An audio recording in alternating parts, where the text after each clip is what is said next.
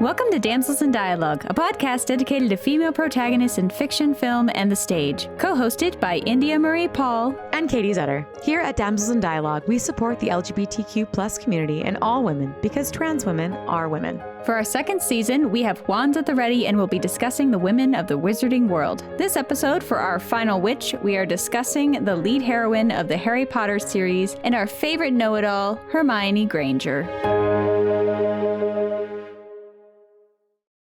All right, friends, ladies, gentlemen, them, theys, non-binaries. It is our last sponsored episode of season 2. So if you haven't been here before, we understand that talking about the wizarding world and the magic during spooky season will behoove you to want to purchase some magical merch. And we would just like to direct you to some fun small businesses to support instead. So today, our final sponsor for this last episode of the podcast is the Hazel Society, magically inspired apparel that is made to order. You can check them out on Instagram at Hazel Society Shop and enjoy all their spooky fun merch that is very magical. And I did know on their Instagram they have some really cute sweaters, which would be really good for this season. But yes, thank you so much for sponsoring our last witch. Yes, we're so excited to have you. It's all so pretty, and you definitely should check them out. You know, presents are going to need to be had soon as well. So, well, today we dive into Hermione Granger. Woo! All right, before we dive into her, I wanted to ask you a question. Yes. Because of the Golden Trio, the three main characters of this story, Harry's two best friends and himself, they all go on big journeys, obviously, but in my opinion, Hermione changes the most in the books. In the movies, not so much. But in the books, I feel like she has such a bigger change and arc than the boys do, particularly because of book 1. That's fair. That's if fair. That makes sense. It does. It does. So I'm trying to think through, like, I think Ron has a lot of like growing up that he does. They totally all have some good stuff. Yeah. I think thinking about the books and the first few books and where she jumps to, I think at the end of the series, she doesn't change as much. I really think it's that transition. She settles into herself and she gets there. Yeah. I think you're right. When we meet her.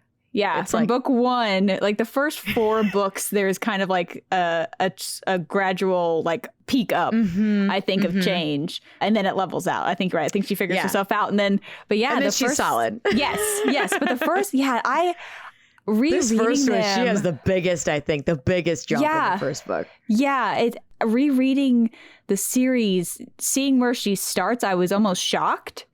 Thinking of like the movies, and I knew those a little bit better. You work for that good Hermione reading that book. Do. You work for her because she is such a snot and a brat at the beginning.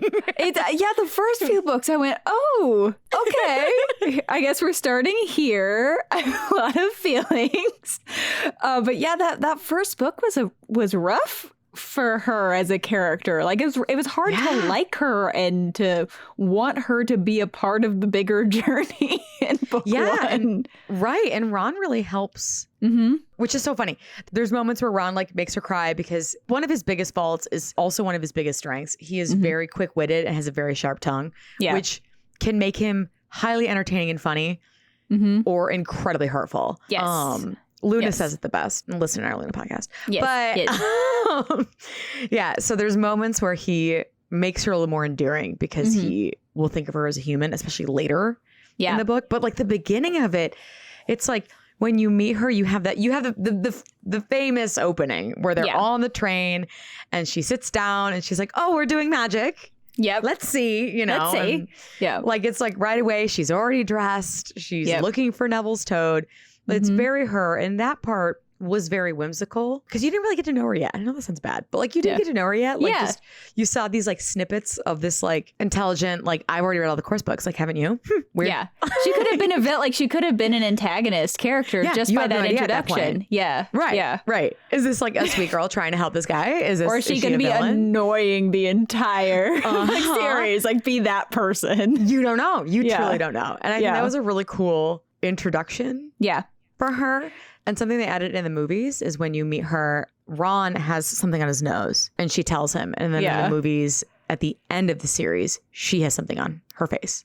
That's cute. That he fixes. Yeah. That's real cute. I like that. Yeah. Going back to just Hermione. Yes. Yeah. After that beautiful opening where you're like, who is this girl? Yeah. She immediately gets annoying. Yes, she does. She does. And it's hard to feel sorry for her. It's someone who just who tries too hard. I think as a kid, when you read it, you don't unpack that. Yeah. So you're just like, oh, she's annoying. Yeah. But as an adult reading it, you're like, oh my gosh, this poor girl is not. Now, this is not from Harry and Ron's point of view. This is like you as an adult, reader, like analyzing it as a reader. Yeah. But it's like, okay, this girl is a muggle, was a muggle, thought she was, learned about this whole world. And we hear nothing about if she ever had friends prior to this. So she may be a loner, or maybe she was always, I'm sure she was always this intelligent and this much of a, like, succeeds at school, which may have outcast her. And now she's further outcast by being literally a decade behind in this world. So she's like desperately trying to prove herself. Yeah. And from like that point of view, there are moments where it's like, okay, I do feel bad for you. Like, yeah, she's trying to fit in. She doesn't have family in this world. She's completely new to it and desperately trying to catch up. And it's probably why she read so much. Like, I'm sure it's her trying to be a part of the world and know about it.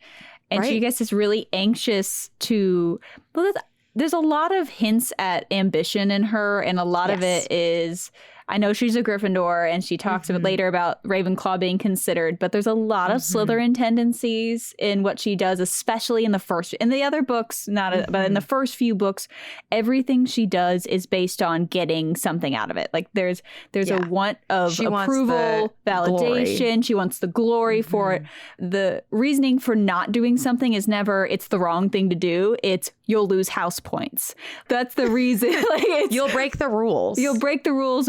And we'll all get in trouble or we'll get expelled. It's not, this is the wrong thing to do. So there is a lot of ambition in her from the beginning. And I do think it stems from like an anxiety or like a nervousness. Totally. I'm sure she was a know-it-all at her old school too. Oh, yeah. But I think it gets heightened when you're added into this magical new world. So that way you do feel bad for her. Like, who hasn't at some point cried in the bathroom? Like, you understand that. Yeah. I wish you would have let Pavarti and Lavender help her. Yeah. Can you imagine how different that would have been? Yeah. It would have been a completely different book series. I literally wrote down so many times where she tries to act mature, but comes off as insecure and childish instead because she is so nervous.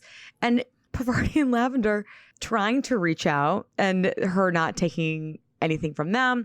She's constantly, and I don't know, I feel like this is unintentional. I feel like she just has no concept of self-awareness and can't read the room because she often does things like, for example, when she's on the edge of her seat, looking desperate to prove that she wasn't a dunderhead. Like, raises her hand even though someone else was called on. You know, that kind of stuff, standing up in the class. Yes. Like just being rude. She truly does not realize.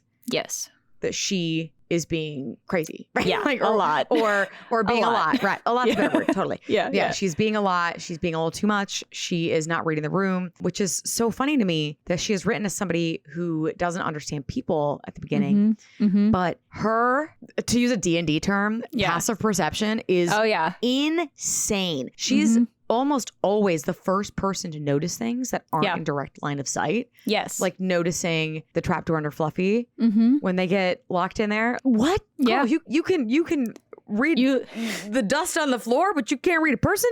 But that, it's good to give her faults. But well, if you walk into a room and there's a 3-headed dog in the room, I'm not looking at the floor. Some of those moments did feel in the writing like, oh, I need this to happen. We're going to give it to Hermione. Yes.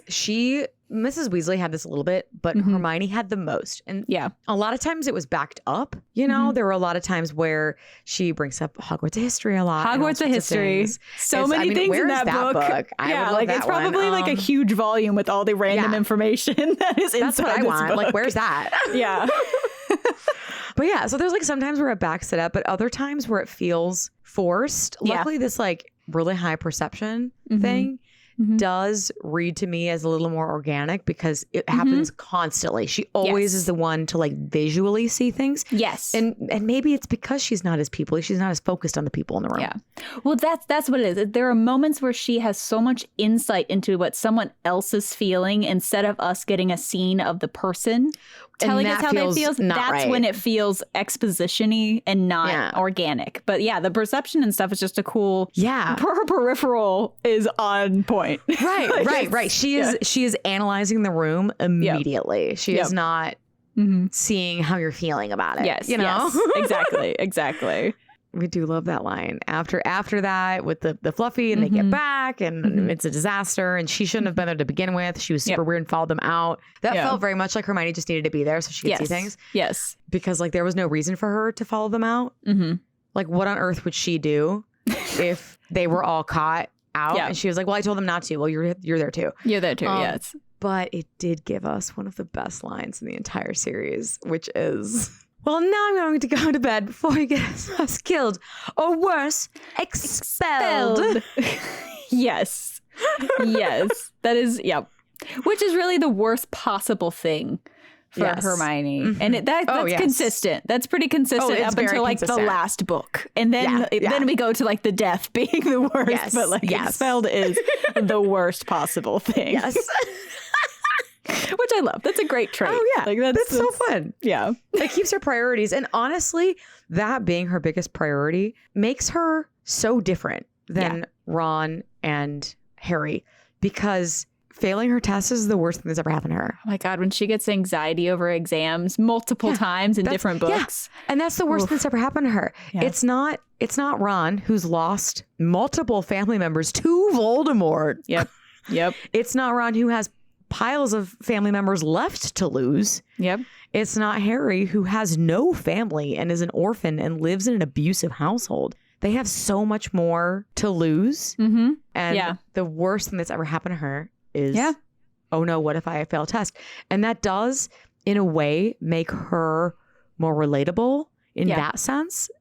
Yeah, I don't know what it feels like to be shoved under a staircase my whole life. Yeah, you know? I don't know what it's like to be an orphan. I don't know what it's like to be in constant fear and be called being called blood traitors and all these kinds of things. So in that way, she does bring a different sense of reality to the group, which I do enjoy. And it is set very initially because school is like her big thing. Yeah. And that's why it's so cool when the troll happens. That moment is so powerful for all of them. And I dislike it in the movie. It discredits everyone a lot because the whole point in the books.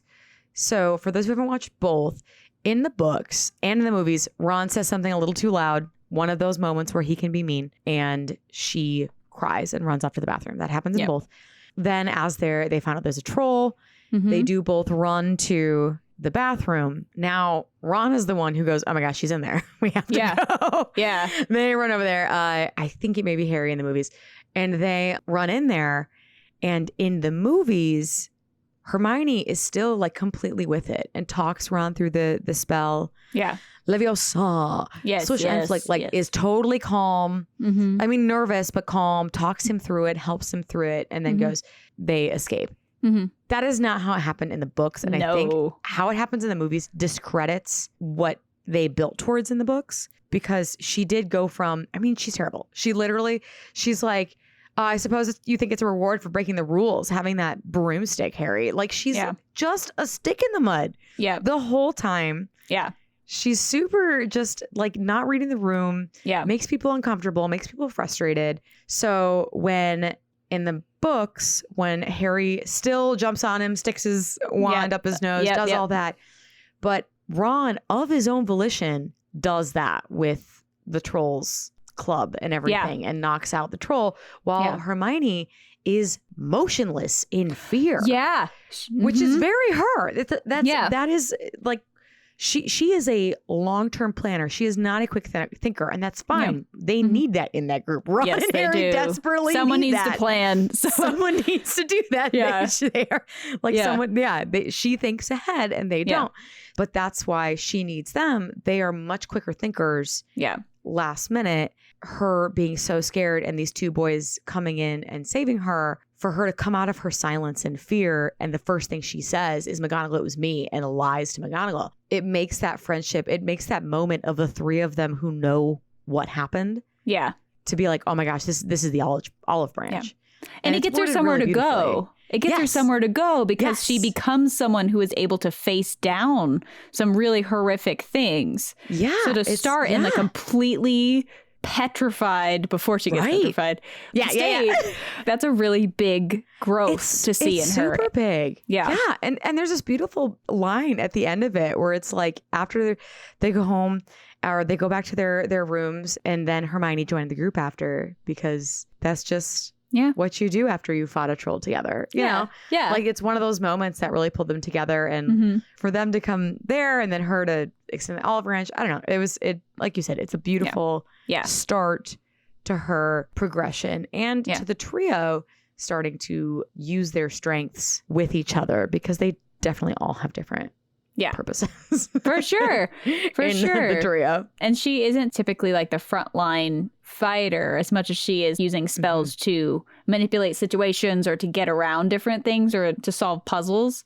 Why Ron is good at chess and she's not. Yeah. She sees the big picture way far out, whereas Ron can assess the situation as it's happening. Yeah. You know? Exactly. And that's like such a cool dynamic for the friend group. Yes. I do enjoy that you start to get to see her a little bit after you don't get a whole lot of her, because the troll, it does take a little bit for that to happen. Yeah. It is set up that she goes home for the holidays with them. Yeah, this is where she gave them the Bertie Bott's beans and the chocolate frog. Yeah. But still, it's like stuff. She's thinking more of others, and you can see that little bit of like where she's starting to learn how to have friends, if that makes sense. Yeah, that she also needs other people, because she definitely needed someone to help her in that situation. So I think it's opening herself up to also need others around her, which is nice. Yeah, it's she may be so used to, because she's also an only child, which fun fact, she originally wasn't supposed to be. She's supposed to have a younger sister. That's crazy to me. Yeah, it was just like literally forgot to write about her and was like, it's too late. Now she's an only child.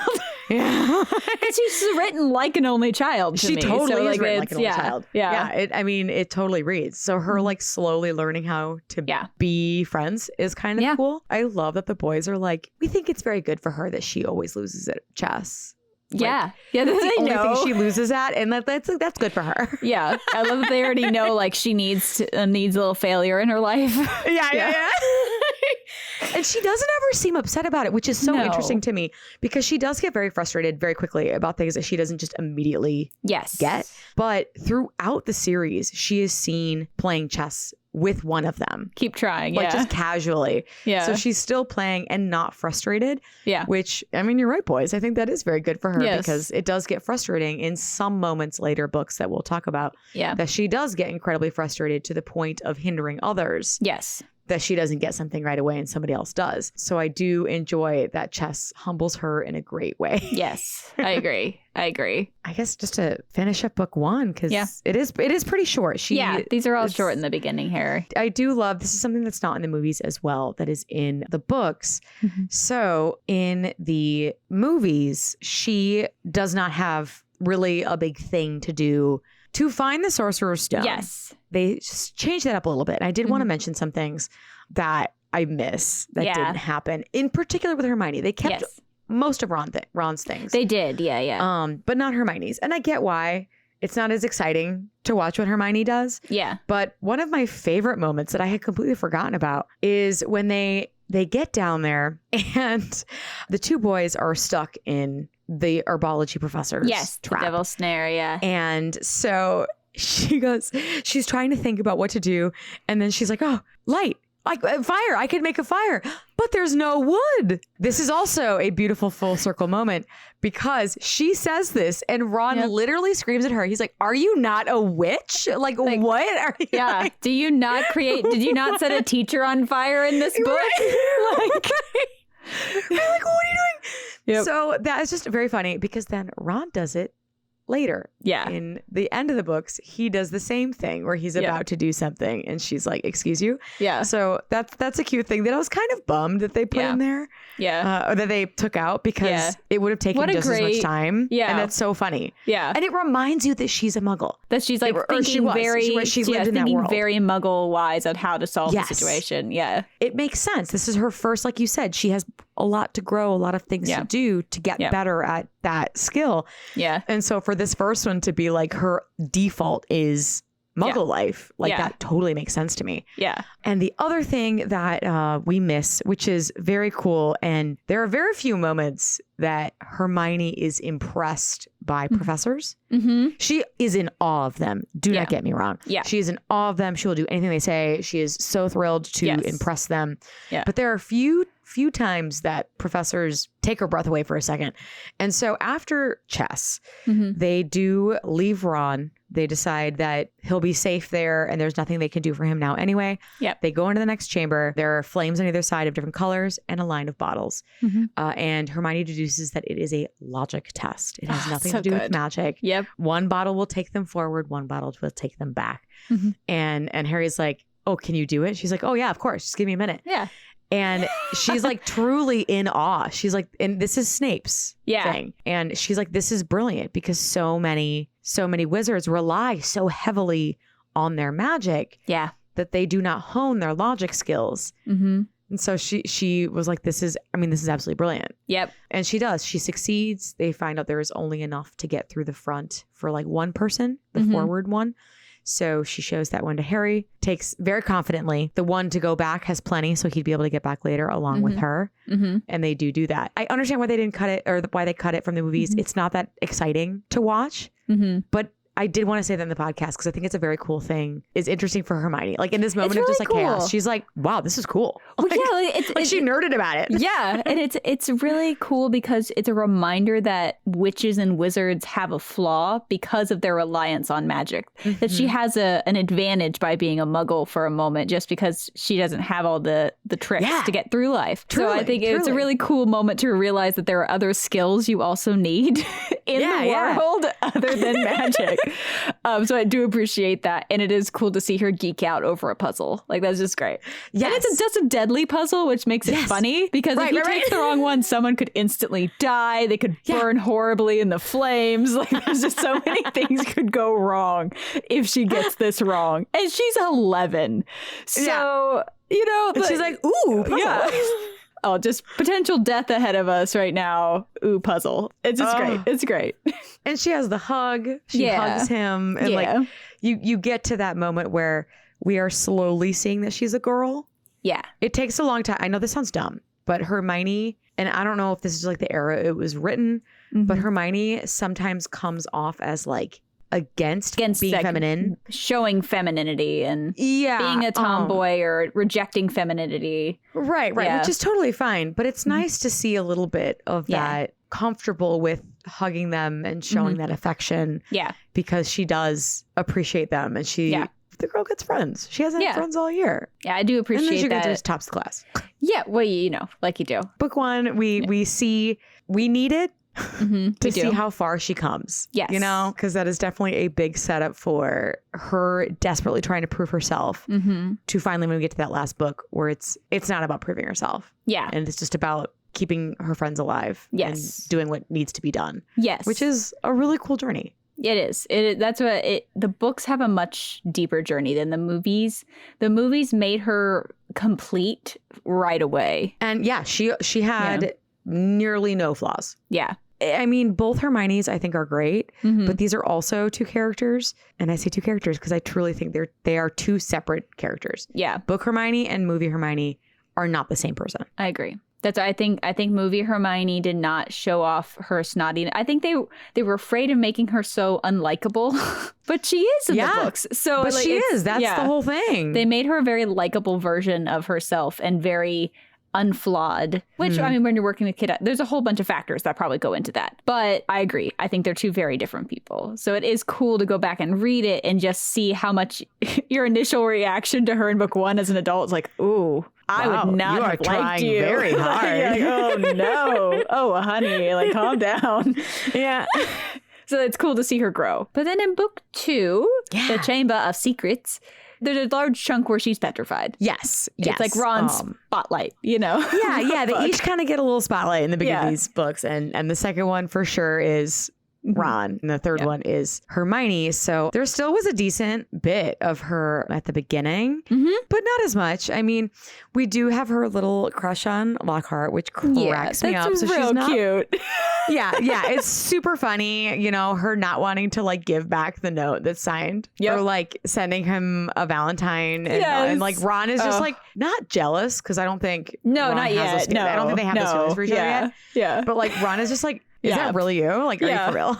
What are you doing? Like, it's so, it's her going through that tween crush on the teacher. Oh, so cute. And it makes her so likable after her first book. So it's right. Oh, totally. Yeah. Only thing that bothered me about Lockhart is she was so blind to how like she was so ignorant for all his actions. Yeah. And I was like, ooh, girl. Ooh. Yeah. Which makes for some comedy, but also like is a little bit of a stretch for me for her. At some point. How much I agree. It's at some point it's too far. Yeah. Something else about this that I did enjoy as well is because so many times we forget that Hermione is Muggle-born because she is so worldly and because the author needs someone to tell them something. Yes. And so Hermione will know it, right? But I did enjoy, now this is different than the movies as well, that I did not like about the movies. In the books, Hermione does not know what the word mudblood means. Yes. She does say like it must have been bad because like the way Malfoy said it and like Ron's just like visceral reaction. Yeah. Like how would she know? They're not going to put that in a textbook. No. In the movies she does. In the movies she does know. It's more fun to watch her learn that from Ron. Yeah. Yes. And it makes giving that to Hermione takes away how much Ron cares for her before they're even close to being in a relationship. Like this is like pre-feelings. This is my friend. Friendship, and loyalty, you just said the worst possible thing you could say to her. And shows that Ron is the expert of the wizard. He has lived it. Because he is the expert. Oh my gosh. He knows what's happening.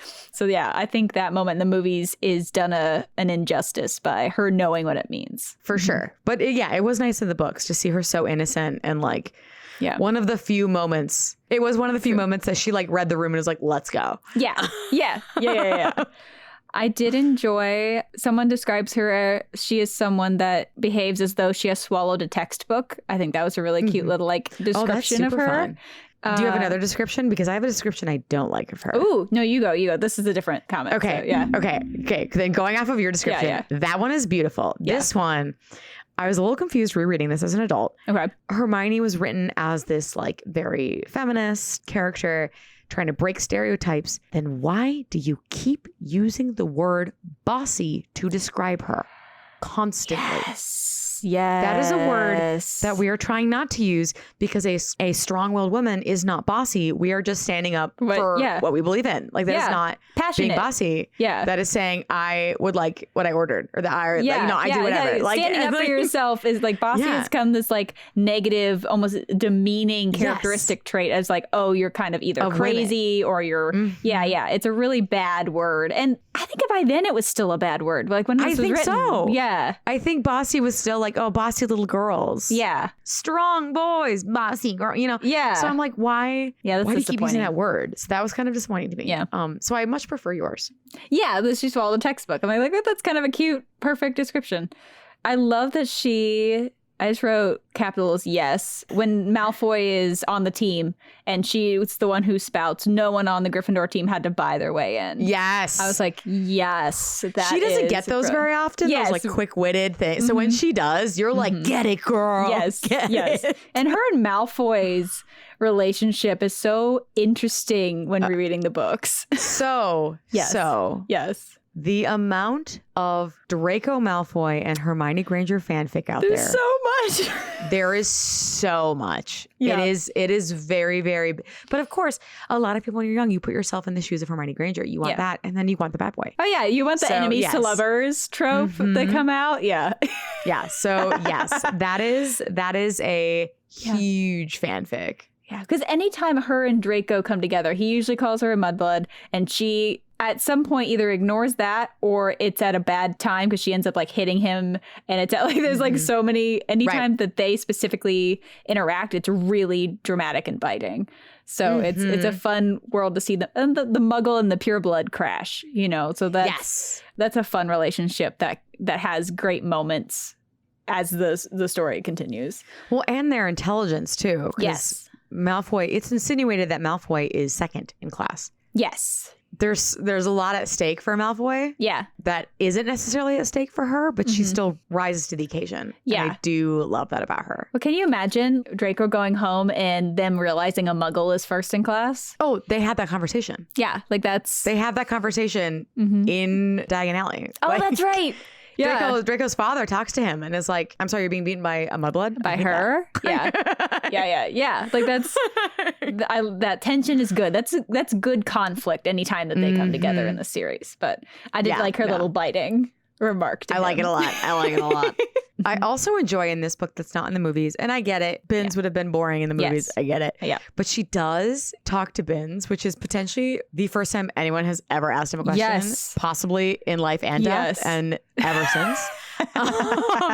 And just keeps asking until he tells them about the Chamber of Secrets. And that cracks me up. That whole moment of her just being like, you will tell us. Like that was her just like stubborn will to be like, you will tell us. Yep.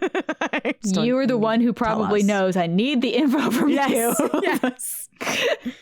I love that. I did admire her integrity with the promises she makes when they go to Nick's death day party. When they really don't want to. And she she's very much like, no, we have to go. Yeah. So I did appreciate that about her character. Yeah. She does kind of want to go because it would be a fun thing, and who's ever gone to that? Oh, for true. Yeah. I mean, that's a power move. Like we went to a death day party. Right. With all of these like famous people. But for sure. No, I do appreciate that she does hold them to that.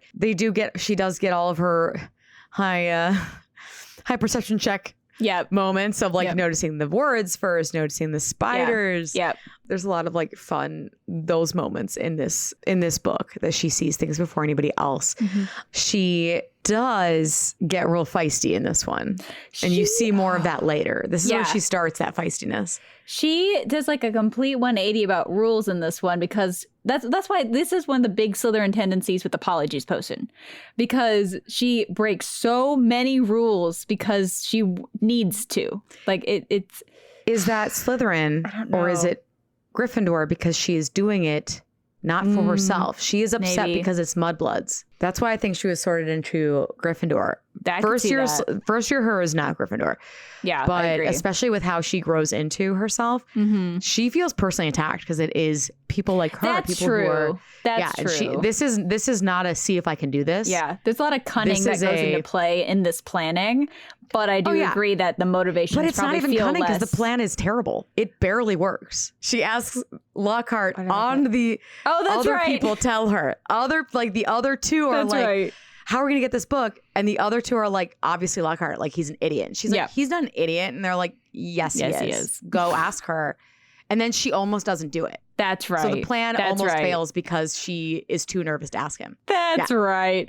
Okay. So now don't get me wrong. Yeah. The overall plan of making, which is once again the long-term, short-term, the long-term plan of this Polyjuice Potion, and this is how we're going to get him is brilliant, and the boys never could have done it. They never could have brewed that potion. That's so difficult. Yeah. But the nitty-gritty of she's like, oh, I'll just steal them. You'll figure something out. Yeah. And they're the ones who have to make it happen. And even them, they're like, this plan is terrible to get the hair from the boys. Yeah. They're like, that is the only plan of hers that works out as she stated. Yeah. No other plan she makes throughout the rest of the books that is last minute like that works out for her. Yeah. In the way she thinks. Yeah. Never. And they're all like, wow. And it's funnier thinking about this now because later in the book she's so supportive of Snape because Dumbledore trusts him. Yes. But in the first in the first few books she sets him on fire. Yes. And then steals from him. So it's like and poorly. Harry sees her. It's like there's a huge wad of stuff. You were not subtle about that. And how does she not get caught? How does no one try and figure this out? He knows someone is making Polyjuice Potion because he hates he hates Harry. It was a luck that had nothing to do with her planning and had everything to do with the fact that Harry was the one who used the firework. Yeah. Like, and Snape already doesn't like him. And it was like, well, everything was you. You stole it. Because he says it again in book 4. Yeah. He never assumed it was Harry. Or Hermione. He always it had to be. She probably helps, but it was him. So it was like all these things that happened to work out that were luck for Hermione. Yeah. But the long-term planning and the motivations behind it were very strong. Yes. And in the right place. Yeah. But it's those little things that you're like the details of the like, oh, well, and then how do we make this happen? She's like not as strong. But that's fine. Yeah. Because all 3 of them together it worked out. Made that happen. You know? I did write the line down too, because she doesn't bat an eye at like all the polyjuice potion ingredients, and she's adding them that are disgusting. And then she says, "Well, if you two are going to chicken out, fine." Yes. It's like, okay. Yes, I love that. Okay, yeah, she is. Yeah, she is feisty in book 2 and not batting an eye. Yes. She is ready to go, and that's why it's so interesting that she then gets petrified because she's so gung ho. She is. This entire book. I mean, she catches it so fast. It is a bummer that she does get the cat hair. Yeah, I wanted her to be part of that. Instead of like she didn't get to go. Yeah. So, and she had to go to the hospital. So we do get her, she's out for a chunk of the book in that aspect as well. Yeah. And there's more moments of her playing chess. Yes. Just like scrolling to make sure I didn't miss anything. Yes. More moments. I also enjoy that they keep bringing up that Harry has the eagle quill that she got him. Yeah. And for his first birthday after they were friends. Yeah. It is continuously brought up that he's using this specific quill. Like pretty quill. Yeah. It's really cute. That was really sweet of you. Yeah. I love her sleeping with his Lockhart's get well soon card under her pillow. Yes. That cracks me up. So funny. It's because even after all the stuff and even being able to like trick him, like it wasn't hard to get the books and things. No, she was nervous and wanted to keep a signature. Like that was not a trick. It's so cute. So she's hidden from everybody else when she is like in her cat form, if you will. Yeah. But she's not nervous to show Harry and Ron that. Like they still visit her and bring her homework, and she's thrilled to do it and thrilled to see them, and is fine with them seeing her like that. Yeah. And I think that is such a strong friendship for her to truly not care that they are seeing her in various stages of becoming a human again. Yeah. Pomfrey is nice and makes sure that she's cut off so no one is like watching this. But like, that she's not ashamed to show whatever weird state she's in. It's really sweet. I think that's a really sweet friendship. Like she trusts them a lot. Yeah. This book does start the moments of her being upset that everybody is not at her level. She gets upset that like, Ron, you do not strive for the level of like perfection at your schoolwork that I do. That's dumb. Why don't you do that? Yeah. Yeah, and it gets worse in ma'am. It gets so worse. It gets worse for so long. It's like, girl, what are we doing? I am confused by this last moment. I do love the last moment in the book too that she does. You find out that she figured it out already. She had found the page of basilisks, had written pipes.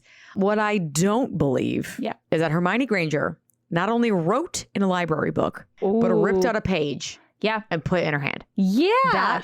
That I do not believe that for a second. So that to me reads as, oh shoot, we needed a way to make it seem like she already knew it. Super dramatic. And like, why not just be like a notebook page that said basilisk, like a little definition, and then pipes, question mark. Like it didn't need to be the physical page. Pince would have heard that from a mile away. Yeah. Pince would have come down on them like a vulture. Yep. If they... Yeah, especially after the defiled when she screams at Harry's book. Yeah. Yep. Yeah. Like, what are we doing? So... I'm just that was a little confusing, but I do appreciate that she's so excited that they figured it out. Yeah. Although she is upset they canceled exams. So you got to keep that. You got to keep that part of her. You know, you got to keep that. She loves. That's a fun moment. And I do love the slight ignorance of, even with how close she is to them, she sometimes isn't great at peopling, even with Ron and Harry. And the last thing she says in book 2 is, won't your uncle be like proud of you that you like killed this basilisk? Yeah, because poor thing. No. Which also leads back to her sweet family. Like, yeah, she has a nice, like her family's sure very so proud of her. They take her on trips. Like, they're on holiday all the darn time. Yeah. Like, It's very sweet. You know? Yeah. She's like, your family's the same, right? Oh, no. No, my dear. No. Oh, I love it. It's a sweet book 2. Feisty book 2. We have bratty book 1, feisty book 2, and then we get her spotlight book on book 3. Book 3? Book 3! It starts with Hermione going on a holiday to France with her parents, which is really nice. Yeah. And but I love, too, that she's mentioned before that's even said. Ooh, remind me. The opening sequence is he's using her quill. Oh, that's right. To do homework. That's cute. I mean, it's like such a sweet thing. Yeah. And I love that it keeps coming back because there's that thought process of like, Hermione does very much get into herself a lot. Yeah. But those few times that she is really good with like thinking about what the boys would truly want and what would be useful. Yeah. Like it's usually that kind of combination. Mm-hmm. She is right on it. Her presents are actually quite good. Like the few times I've met, I'm like, oh, that's perfect. And they're always so worried about it. Yeah. But then they're great. Yeah. It's really sweet. Oh, because she gives him a birthday present and it's a broom service kit. Yes. And this is so sweet. It's perfect. Oh, for sure. Yeah. Another big thing that happens in the beginning of this is when she goes to buy a pet. We all assume she'll get an owl. Like that's the most useful, it seems, truly creature to have in this world. Super useful. And then she buys a cat. She buys Crookshanks. Specifically, I believe it's because no one wanted him. Yeah, he's been there forever. Which is really sweet that she buys the cat that no one wants. We all love Crookshanks. Yeah. They're very smart. We find out... I just have this image of Crookshanks having like a third eye, like understanding and seeing things that Hermione would never see. So I just feel like Crookshanks is the perfect pet for her because it knows when things are bad, like with Pettigrew in book 4. Or in this book. No, in this one. This one. So like Crookshanks gets... She can smell the difference though because she's an animal. Yeah. So she's kind of the animal that Hermione needed. But Hermione does not know how to take care of. Yeah, no, she does not know how to take care of Crookshanks, and it gets infuriating. Also, we never know where Crookshanks went at the end of the books, but that is an entire different thing. But that's what it doesn't make sense. So she has so much empathy for this creature that is not wanted. Like maybe connects with the outcastness feeling. I don't know, but then she doesn't care for the creature at all. No. And I think part of it is she doesn't know. Well, she's a kid. I mean, like, to be fair. Like, I don't think she truly knows. Yeah. This truly may be the first animal she's ever had to take care of, and she does not know what she's doing with it. I also think that so while she's in diagonally with everyone, she immediately goes up to Harry and says, "You didn't really blow up your aunt, did you?" Like in a super serious tone. And it cracks me up because I'm like, did she truly? Was she so in control of herself that she never had those like bursts of magical moments that most magical kids have? Yeah. She always had the ability to control it. She was very naturally talented, but at some point, something sparked because you don't just think, man, I have magic as a muggle. But maybe she did. And maybe it was McGonagall showing up at her front door being like, "Hi, you're a witch." I don't really know because like almost everyone else who interacts with that moment of like finding out that he did that is like, you know, that happens. Like the Minister of Magic is like, "Oh, we don't expel people for every ant they blow up." You know, it's like, yeah. It's very casual. Things like that happen. Little things that you see from multiple characters. So it's like, did she not have anything like that she did out of her control? Maybe not. Maybe she just had a couple moments where magic occurred, like how we see Lily jump from a swing and float down. Like maybe it was something like that. She could always control it and it wasn't a surge, if you will. Yeah, maybe she never had bursts of it. Maybe it was always like in little, or it was in like Savior, how Neville like reacts by saving himself and bouncing. Like maybe it was just like a couple little things where it was a protective thing rather than a burst of anger. That's interesting. I never thought about that. The fact that she was so shocked by that moment. It does show that she is from a Muggle as if it was society. His fault is the way. Yeah, he controlled that moment. Yeah. I have written like she didn't even ask why he did it. Oh, just she didn't ask how it happened. She just was like, "You didn't do that, right?" Like scolding. Yeah, and that part seems more important than the fact that it happened. You know, because like you said, with like protective magic, that's obviously there's a very big reason for that to happen. So like, why would the amp blow up? And her life probably doesn't lead to these kinds of blow ups. She's an only child. Her parents seem very attentive. She just came back from France on holiday, you know? Yeah, they go on vacation together. Yeah. They go all the time. You hear, especially in the 7th book, all the different places she goes with them for holiday. I wonder truly if like those spurts of magic just didn't happen on her because she was never in a situation where her life was at risk or she was being threatened in that way. Emotionally tense enough to surge in that way. Because it does seem to take a lot to get her. It doesn't. There are times where she explodes and there are times it depends where, on what it is. Yeah. If her intelligence and she is not the best in the room, it's very quick to temper. Yeah. Oh, we do see her quick temper in this book when we get to her new class. So yes. Oh. She also has a September birthday. Oh, that's fun. Never mentioned outside of this book. Happy we don't birthday. know what day. Happy belated birthday. You know. They never celebrate it. Yeah, no one else gets a birthday in this book series. You were saying that we see some of Hermione's temper in this series. We do. Or in this book. But she goes to this new divination class and is like instantly just meets Trelawney with skepticism and rudeness. And I think that's what surprises me because it's she can be skeptical about the whole thing, but the blatant rudeness for sure. is what surprises me. I'm like, oh, you don't talk to teachers like this. So and we haven't seen her in McGonagall. We haven't seen McGonagall downplay Trelawney in divination. So I don't know where she learned to be condescending to Trelawney. No. It was very odd. It felt very out of character. Right. It doesn't make sense. Yeah. Because even when there's a point made that she turns when Trelawney mentions that the books aren't going to be as helpful and suddenly she's not on her side. However, she never says anything about Snape and Snape almost never uses the books. That's true. We don't really talk about the potion books. Which is something we will talk about more with her in later movies, specifically with her. But like Snape does a lot of it from the board. In the books, it's follow my instructions. Yeah, it's like lecture based. It's not book based. That's still a form of instruction. Right. And like later you find out that this magic is very real. Now, I will say, like if I was setting the curriculum for a class like this, like clearly there's only so much you can learn unless you physically have the eye. Yeah. So like these first couple years should probably just be like, these are the basics. And this is like understanding what we get from seers. Yeah. And like sussing out where possible seers are. Whereas Trelawney definitely like goes a little rogue and a little wild with like loosey goosey with how she's teaching. So I understand like Hermione not enjoying that teaching style. Yes. But her immediately being just rude to Sybil just seems out of character. You can not like a teacher. You can like make fun of a subject. That's totally fine. But it takes like to her face. But to her face, rudeness to a teacher. I would even understand it later on in the book when she's overly stressed and finally like walks out of said class.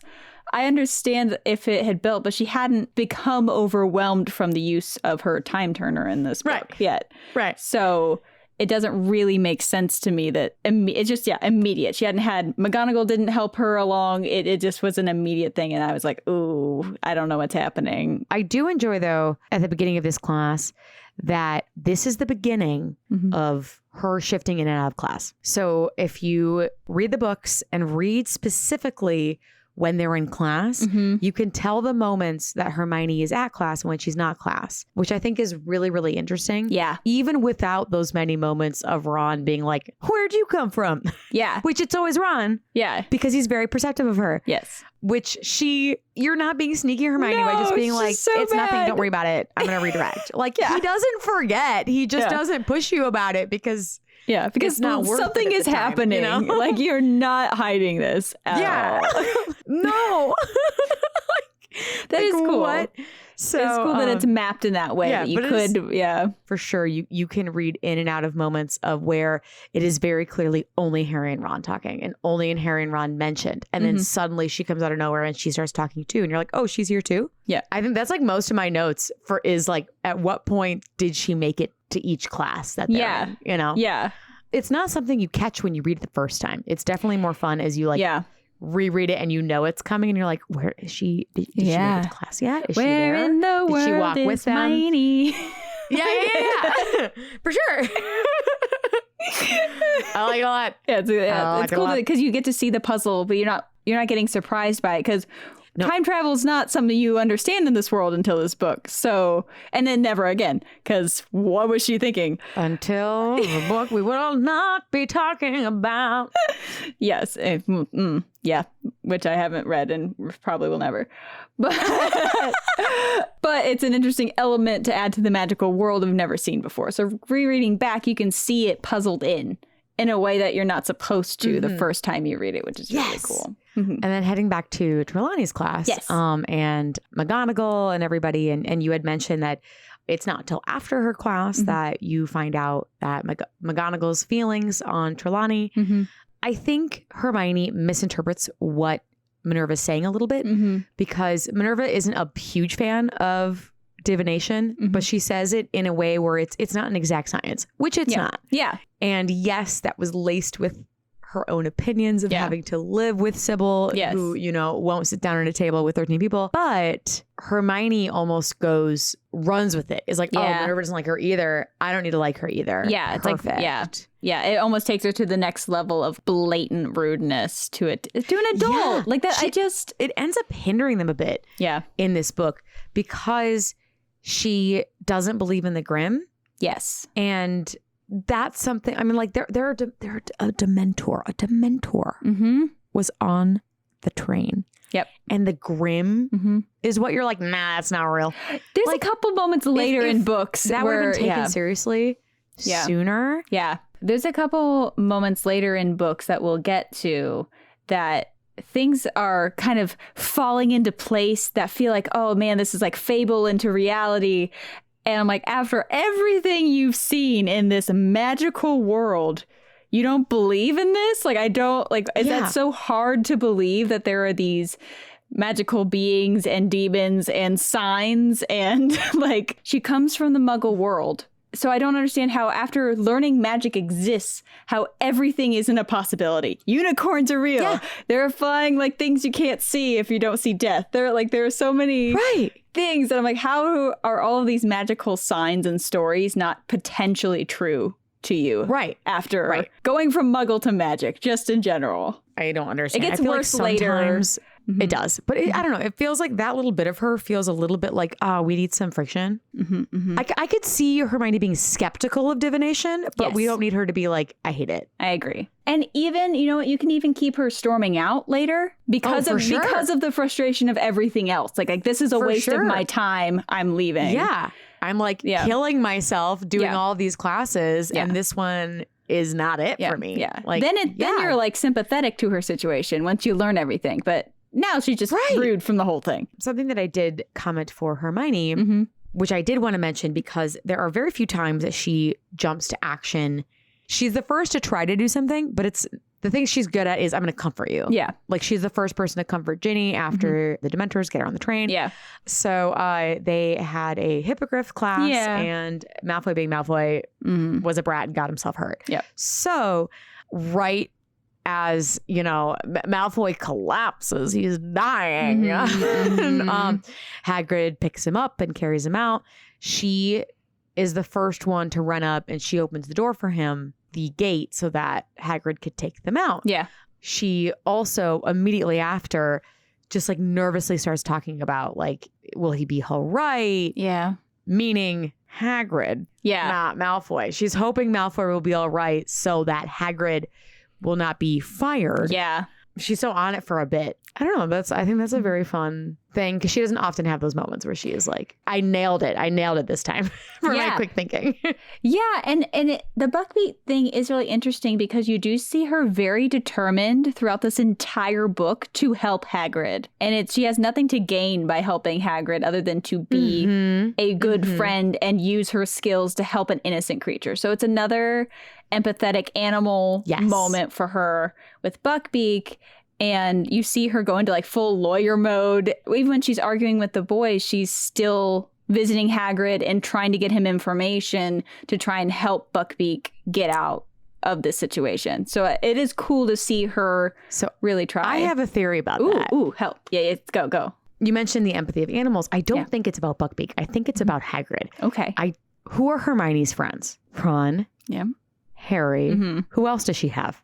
Just Hagrid. Just Hagrid. Yep. Whereas you see in other moments of like the boys hang out with the boys in their dorm. They are interchangeable. They will hang out with the Quidditch team. Hermione does not hang out with anybody else. Yeah. But the two boys and Hagrid. Now, that is not a bad thing. I think that puts Hagrid very high on her list of people she cares about, you know? Yeah. And you see that throughout the series where she very often is like very attentive of him. She understands his feelings accurately more than almost anybody else.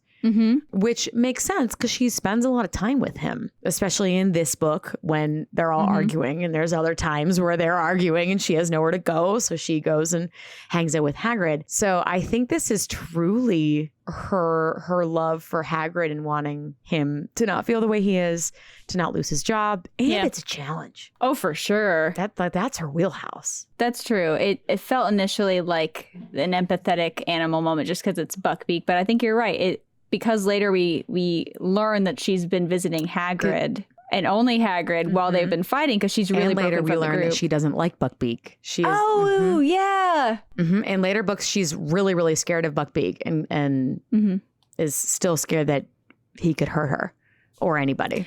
Not that she dislikes animals. I don't think she dislikes them. I just don't think she's good with them. And she prefers Hagrid, which is fine. That's very endearing that she has decided that Hagrid is her next best friend.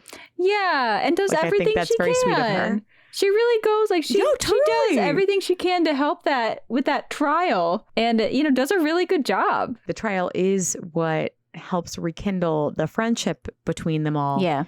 Because if anything is going to pull them back together, Ron is not letting a friend of his be upset. Yep. So the instant when Hermione's like overloaded, she's like, I can't help it didn't work. And she tells them that's what breaks her silence with them.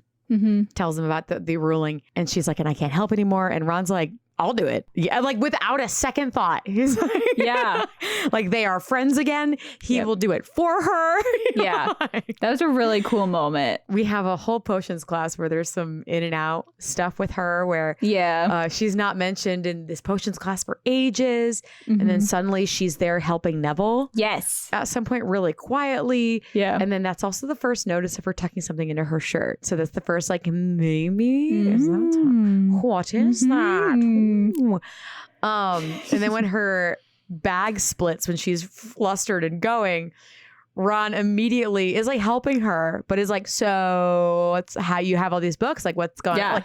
Like, we do see in this book one of my least favorite flaws that she has. I think it's, I don't know, let me know what you think about this flaw because I'm not a huge fan of it, and I understand her ambition and her aptitude for excellence, but I don't understand the aptitude for excellence at the expense of others. So we see that a lot in later books, but it starts here where she raises her hand in an off-putting way in Defense Against the Dark Arts class, is how it's written. When Harry is asked a question in class.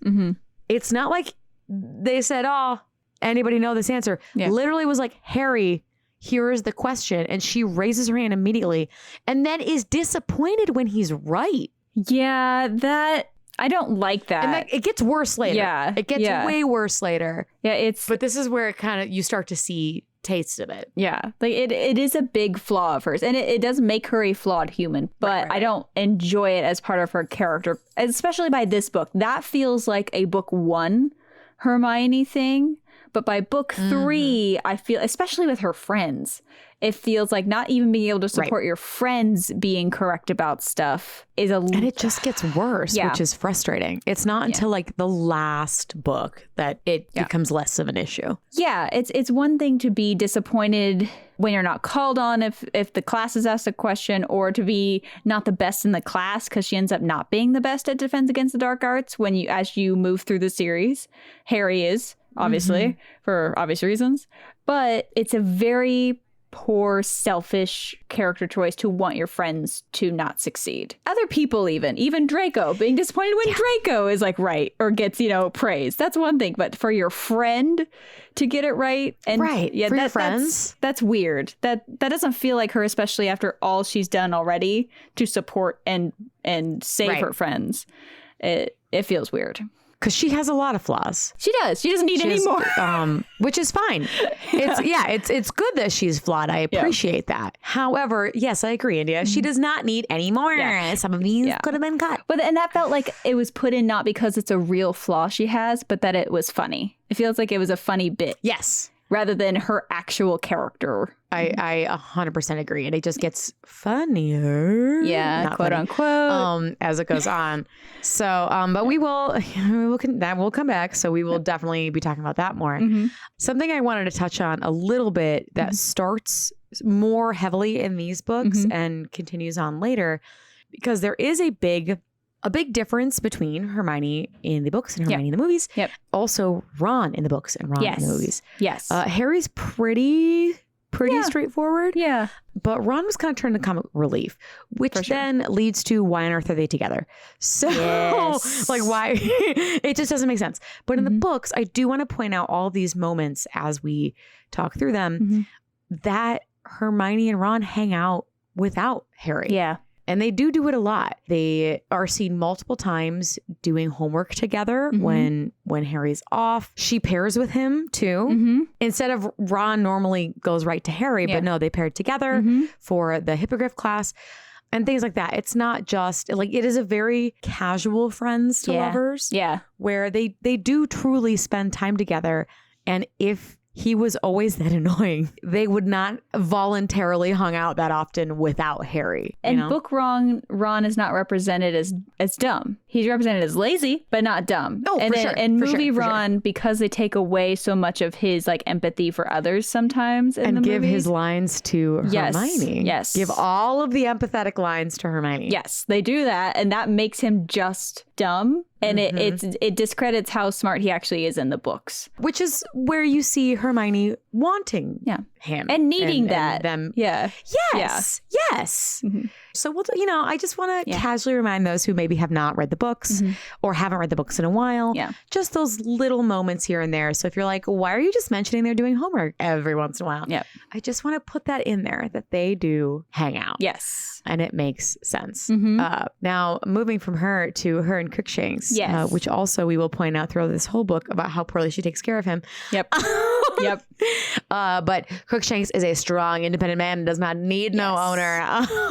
Nope. She's very proud that Crookshanks caught this big, nasty spider and like drops it down in front of them, which is a very cat thing to do. Yes. Do not get me wrong. Yeah. But like when the cat continuously goes for Scabbers, she doesn't do anything about it. In fact, when he pulls his backpack away from Scabbers, or not Scabbers, from Crookshanks, she's like, don't hurt the cat. It's like, he hasn't touched your cat. Yeah. He has to keep his rat in his backpack because of your cat. It's so like he's being accommodating for you. Yeah. And you're still like getting mad at him and not doing anything about it. She doesn't even attempt to get the cat from like mauling Ron and this bag until other students are like, hey, what's up? That's maybe we should stop this. Yeah. Well, so I'm just thinking, as a pet owner, if my dog was lunging at any other creature, I'd be mortified. I'd be apologizing. I'd be pulling the dog away. I'd be like, okay, we can't do this. We can't bring him into the common area anymore. That's just not okay. Like, and she's just so mad every time that Crookshanks gets yelled at by Ron. I'm like, you're literally attacking his rat who will not survive. Like they are. Oh, absolutely not. That thing is ancient. And they are enemies in the animal kingdom. So yes, the rat dies in this scenario. That bothers me a lot. It's like a little empathy for your friend's pet that he's had a lot longer than you've had your cat. Sorry that this book has a lot of flaws, but something else that is just a tied to her divination thing that made me really angry. It, like this is one of the very few moments. There have been moments that like Hermione gets frustrating. Yeah. Ron gets mean. Yeah, it's true. And Harry gets very into himself and introspective to the point where he struggles to share with others and get over these emotions, you know? So they all have their big flaws. Yeah. And they do make me frustrated. But the only moment that made me angry was when she sees Lavender upset. She's upset at the table and immediately is like, oh, well, your bunny's dead because it is dead. It has nothing to do with divination. And starts berating her about her dead pet. Oh my God. And she literally doesn't stop until Ron, and this is one of the few moments where Ron is mean, where I'm like, I mean, yeah, she deserved it. Yeah. Because I was so angry at her. Like, it's making Lavender cry harder. Yeah. Pavardi's ready to kill her with her eyes. Yep. And then Ron's like, oh, don't worry about it. She doesn't care about other people's pets. And Kinda then true. she stops. And yeah, like that was, I could not believe it when she kept pushing. Yeah. That, oh, it's not divination. This girl is crying over her lost pet. Now is not the time. Yeah. Now you're a bully. True. And that made me so mad. I'm like, I know Hermione's stubborn, but you're telling me she would do this now? She wouldn't have this conversation with like Ron and Harry later. Yeah. Like as they were leaving the hall and be like, see, she thinks it's because of this, but actually it's because of this. Yeah. What? Yeah. And I get that they're Yeah, all that made me teenagers and super they're angry. all like supposed to be flawed and stuff. But like, some what we're talking about is the like extreme step of like, okay, be a human for a second though, and not be the heroine you're supposed to be in the book. Yes. You know? Yes. You gotta have one lead heroine. Like, right. And we do, it's sometimes those moments of her flaw of not totally understanding people. I don't mind. Like later we have a moment where she has this like all for the best attitude that Harry can't go to Hogsmeade because he didn't have anybody sign his form, which doesn't make Harry feel real great. But Ron, on the other hand, spends the entire breakfast cheering up Harry. Yeah. And that didn't bother me at all. I'm like, that feels very Hermione. Hermione's like, here, all my ducks, they are in a row. He will be safe. Yeah. We don't have to watch him. Silver It's gonna lining. be great. Yeah. Perfect. Moving on. I am not considering his feelings because that doesn't matter. Logically, he's safe. Yep. You know? Yes. Like, that didn't bother me. Is it still a flaw that can get frustrating as it goes on? Yes. But I want the characters to make me frustrated. Yeah. That means they have depth. Yeah. I don't want them as the heroine to make me seethe. I don't want to root against them. Yeah. You know, like that's never something I want to do. Right. And every once in a while, Hermione has those moments that it just feels too forced. Yeah. I think it's very, the sweet side of the flaws where she's like, Harry, while we were at Hogsmeade, I hope you did lots of homework. Yep. You had so much time to do all your homework, and like fully believes that yes, of course. What else would he do? Yeah. That's like a sweet, endearing flaw. Yeah. And you do understand the big fight in this. And sorry if I'm jumping a little bit. The big fight in this is when she tells McGonagall about the firebolt in the middle of the book, which in the movie you don't get. You get it at the end. And so Harry gets... And it wasn't even a thing. Yeah. Hermione's like super for the broomstick. Yeah. And I did like that in the books you have her having a moment of speculation that was warranted because, there's a guy trying to kill you and it's a random expensive broom. For sure. Comes around. So I enjoy that she put the idea of Harry's safety ahead of them liking her for the moment. Yes. So that was kind of a cool thing. And I also wrote down probably best she disappears into her workload for a little bit because she was getting to be a bit much. So like there's a little break from her in the book that is kind of needed at that point. Which is frustrating that we want it. Yeah. Something also, since you mentioned things that are different in the movie, this is another moment that they gave different lines to different people. Yeah. So another classic Hermione, which is a good flaw to have, of her not reading the room. She is not reading Snape correctly and like continues to like push and be like, we haven't covered that in class yet, when he takes over for Lupin for a day and is really forceful about it, and finally gets Snape to the point where he scolds her, he chides her, and takes house points. Ron immediately in the book stands up for her, talks right back to Snape. So that's a moment where you're like, okay, he is defending her. Yeah. They are on the same side. This is before the firebolt incident. Yeah. And just another like, okay, they are friends. This makes sense. Yeah. In the movies, they gave him the line. He doesn't stand up for her. Instead, he turns around and says, he's got a point, doesn't he? That is one of the hugest things that like derailed their potential relationship. Yeah. Because now when you're given stuff like that, how on earth, you're like, why would they be together? We have the broom. We've talked about Buckbeak. We have another moment where like she brings Crookshanks into the boys' room without asking. Not only does she go into their room without knocking or anything, but she brings the cat with them. That made me furious, especially because I'm assuming now Ron has to like sequester Scabbers to the boys' room. Yeah. So now you're gonna bring the cat there. Makes me so angry. Like, what if one of those poor boys had a cat allergy? Like, what are we doing? Yeah. As you mentioned, we get a big long gap from Hermione. It is 2 months.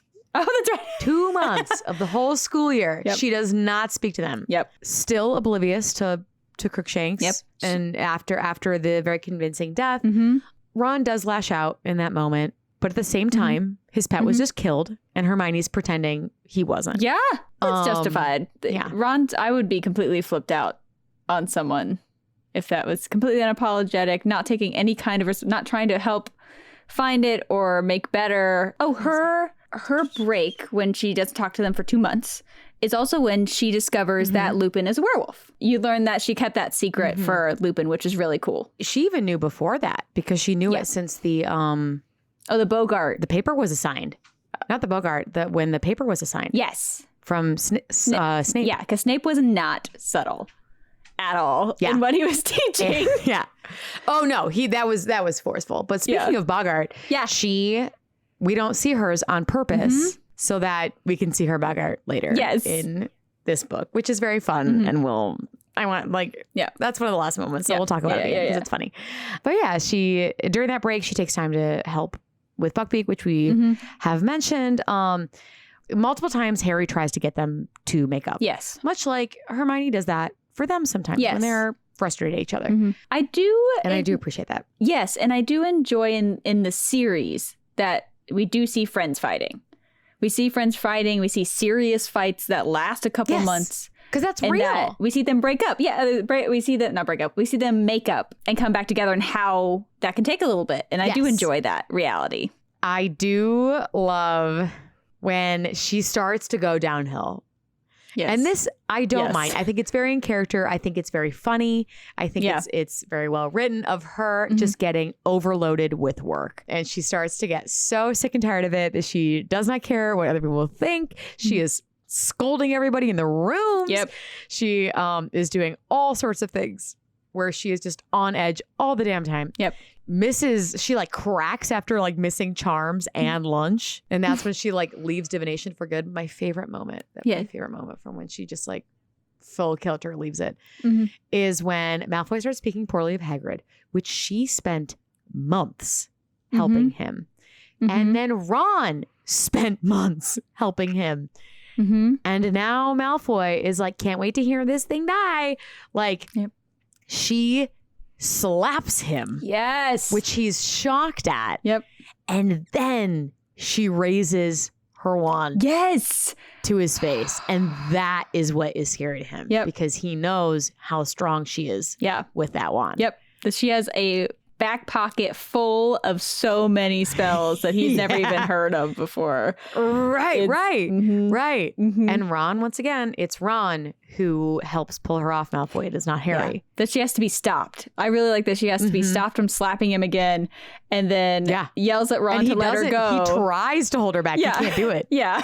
That's a good, a satisfying moment because she also takes so much from Draco with the mudblood stuff. And it's not that pushes her over, which I enjoy. It's Hagrid.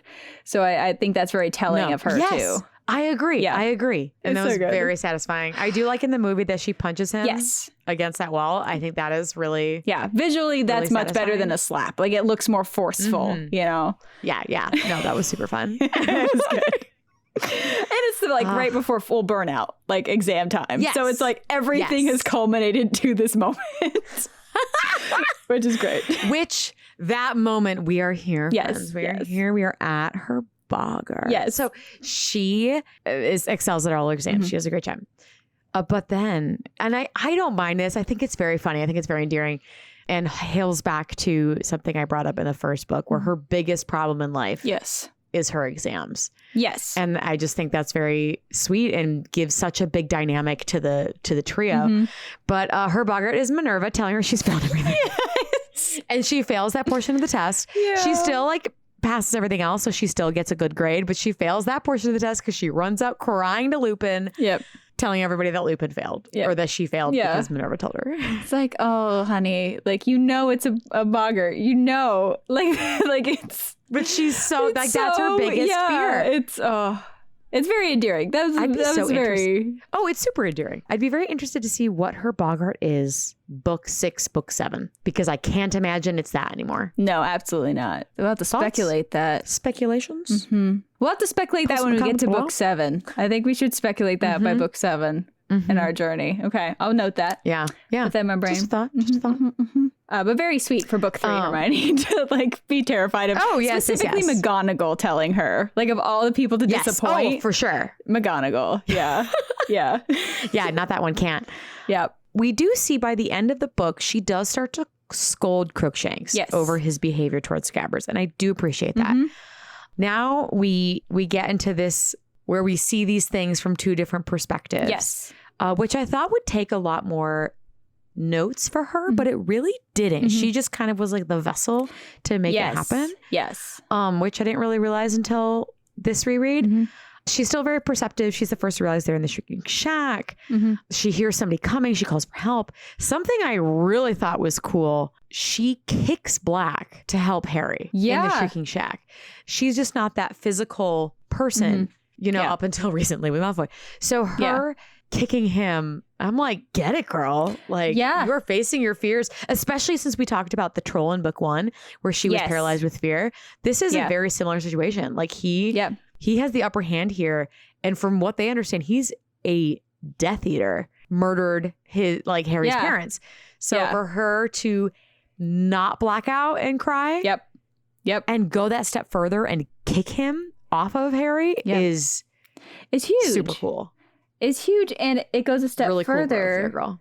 Yeah, it goes a step further because then she covers the door. She puts herself in his path, which is like, oh, might not be your smartest move, but like bold of you, like brave of you. You probably weigh like 4 pounds soaking wet. But like, get it, girl. Yeah, it's like, okay, when it comes to not saving herself, she's much braver and bolder. Yes. So like that was a cool moment to see her grow from book 1. That's a good comparison to the change in situation. I enjoyed that a lot. We have her also like talking up to showing that like where she like forgets she's 13 in this book. And she's like, he wants you dead too. He's a werewolf, talking about Lupin. I don't understand why he wants you dead, why she thinks he wants Harry dead as well. Yeah. But her calling out like he is a werewolf, bravely asking Snape when he enters to listen. Yeah. To what's happening, very forgetting she's 13, but not in a bad way. It wasn't in a bad way. It does contradict some of the moments before where she doesn't believe things very quickly that are not as logical because she is the one who's like, let's talk through the idea of maybe Peter surviving.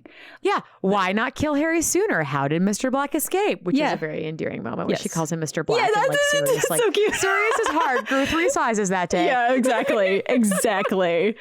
But yeah, this is the moment where it's a great moment for her to be that very like, I'm going to sit back as like a third party and get all the information, which is very mature, but it does contradict her disbelief of so many things that happen in the series. I totally agree. And I'm so confused by like Mr. Black, but like Lupin's a werewolf and wants to kill you. Called him Mr. Black, but Lupin? He's like Lupin werewolf. Yes. Be scared of him. Get it. I totally understand. But that was a little confusing. We do see a little more of her lack of prowess with the defense against dark arts magic, where she cannot produce the Patronus charm right away. Yeah. And she is very good at spells right away. So for her not to be able to do it when Harry's like very quickly being like, just go for it. Yeah. It's also a thought of, yes, she has not gone to class. She has not learned it in her way that she needs to learn it. But also, does she also not feel that risk? Like the stakes are, obviously this is scary for her, but the stakes are not as high for her as they are for Harry in this moment. Yeah. Harry just found a family member who wants to be a family member. Yeah. I'm not sure. It could be a combination of both. Yeah. But I just wanted to throw that out there. Yeah. But then the cycle back, which I was surprised there wasn't as many notes for me, and maybe I missed stuff that you wanted to mention. Yeah. There wasn't as much. Like Dumbledore tells them, go back this many hours, and Harry's the one to figure out why. Yes. It's not Hermione. Harry's, and that's once again, maybe that short-term planning is not her strong suit kind of thing. Harry gets it, puts together, they go get Buckbeak. She does question Harry's sanity when he says that my dad cast the spell. Yes. So it's literally not until that spell is so beautifully cast that she like stops scolding him. So, and that's really the time back. That's really it. That's all I have for her. Because then we're back at, she catches Ron up on everything while Harry's dealing with the fallout of everything else. And she decided to return the time turner and drop Muggle studies. So now she's dropped 2 classes so she doesn't have to like kill herself getting classes. But that's it. I was a little disappointed, especially since this was supposed to be kind of her moment. I know Ron didn't get very far in the Chamber of Secrets either. Yeah, that's true. But it felt like he did a little bit more. But I don't know. Maybe I just was like hoping that Hermione would be a little more active, because in the movies it does seem like that she's driving a bigger it. chunk, and they have conversations during those moments that they don't have in the books. And then it leads more to the like in the books or in the movies. It's like, well, what, like Harry and Hermione have such strong chemistry because they were given scenes in that. In the movie where she calls out, in the movie she is much more clever on the go, on the fly. Her calling out for Lupin and saving them is not in the books. Her calling out and like throwing the rocks, not in the books. You know, that is not something that book Hermione does. And I did write down that she passed her Muggle exam with 320%. And I'm like, come on. You right. Like, come on. Like, that's, I feel like she you're didn't cheating. need to be in that class. Yeah. Ron was absolutely right. I feel like you're cheating the system a little bit. That's a little too much. I feel like she should be teaching that class at that point. Too many extra credit points. Yeah. Right? And she does turn in her time turner. Well. Does she? In the books, she turns it in. Okay. I'm like, I wrote down that she turned it in the books. Cursed Child, she doesn't turn it in. She kept the confiscated time turner, which is the only surviving one because they all get destroyed in a later book, which then causes the incidents that happen in the Cursed Child. But in the original series, she does give it back. Okay. And yeah, she had her little feature, but kind of wasn't really a feature. And there we go. Book 3. Nope. Yep.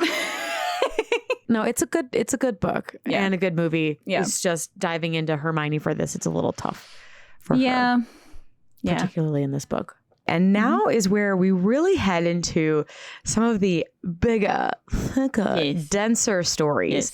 I would argue that book 4 is our first like official step into YA, which is where we just have a lot more to talk about. There's a lot more there to get into. Book 4 is very Triwizard heavy, so there are moments where Hermione just kind of popping in and out of it, but she does get some really good highlights. And there's some really frustrating things happen with Hermione in this book, which we'll get to. The first note I have on book 4 is that we learn that her parents are dentists, which is very wholesome. Book 4, I have... once again, she's introduced with her quill. Oh, yeah. And she is not a morning person, which is something we never found out until today. So that begs the question, is she not a morning person because it's the day of the Quidditch final and she's not as interested as everyone else? Or is she truly not a morning person? Who knows? And this is something that is different than the books. Or than the movies that I wasn't the hugest fan of, because once again, it's making that like Hermione is perfect and on it and like way more adult than she is.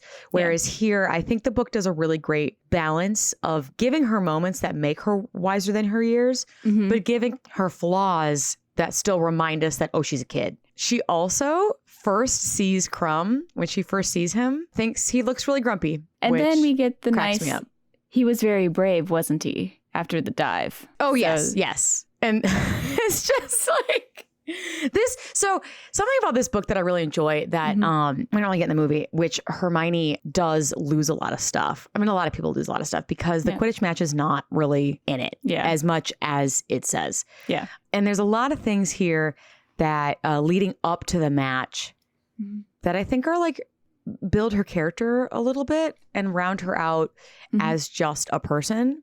And we don't get that a whole lot. And we don't get that at all in the movies. And then in the books, we don't get that a lot either. So it's nice to have these moments of like her very casually when Arthur insists they do everything the Muggle way outside. He is so proud and excited. She's the one to like casually take the matches and help light the fire. Oh, yeah. I love when she teaches him about matches. Yeah. She like when Lucius comes and is absolutely rude to everybody. Yeah. She does get pink. She does get embarrassed, but doesn't look away from him. It's just like these little casual moments we don't get a lot, especially in this book, because she gets into bigger, heavier things. Yeah. So it's nice to see all these more casual moments of her that helps round out her character and make her not just this headstrong pillar of justice know-it-all. Yes. She's a person. She can be embarrassed. She can. Yes. She can, instead of like being like, you don't know how to do this, she can kindly help Arthur to do this. Yes. But then we dive into the craziness. Which the start of one of the things that does take a lot of her focus. She does get upset after seeing Winky up in the box waiting the whole time. And while after events that happen at the Quidditch final after the win and they are attacked by Death Eaters, she is raging about house elves. She is worried about the Muggles and things like that. She knows the Dark Mark is Voldemort's. It's randomly, that's a lot of random probably knowledge. Should have been a Ron thing. Yeah, that probably should have been a Ron thing. But like, it was weird to me that people are being attacked. These Muggles are being attacked. Like all these things are happening, and she's still raging. Yeah, like she's choosing this moment to rage about the elves. Yeah, girl. You have just learned to be able to keep conscious during stressful situations. And now we're raging about, you're raging about elves when you guys are trying to get to safety. That just seemed like a weird moment to start that. Yeah. Like definitely plant the seed. I like that she was upset about Winky being up there by herself and scared. Like I totally understand that. But it just seemed like a weird moment to start that. And the author chose to, I wrote it down specifically because it was the start. I wrote the start of the house elf shit. And it was, it's slavery. That's what it is. It's like the first big line. And when you drop that, there is so much history and weight behind the idea of slavery that when you drop that, it's very specific. And you're trying to make Hermione an activist. And I get that becomes kind of a self-insert for the author. And it's not bad to have someone upset about injustice in the world. But then as we move forward, we'll talk a little bit more about why it becomes so incredibly frustrating and problematic. So problematic. And up until this point, it's frustrating, but the only house elf we've met is Dobby. Yes. And Dobby, long may he reign. We love. Yes. Oh, you know. So you don't really see the issues with it until this book. Yeah. So I do understand the sense of justice that she has. I just don't get.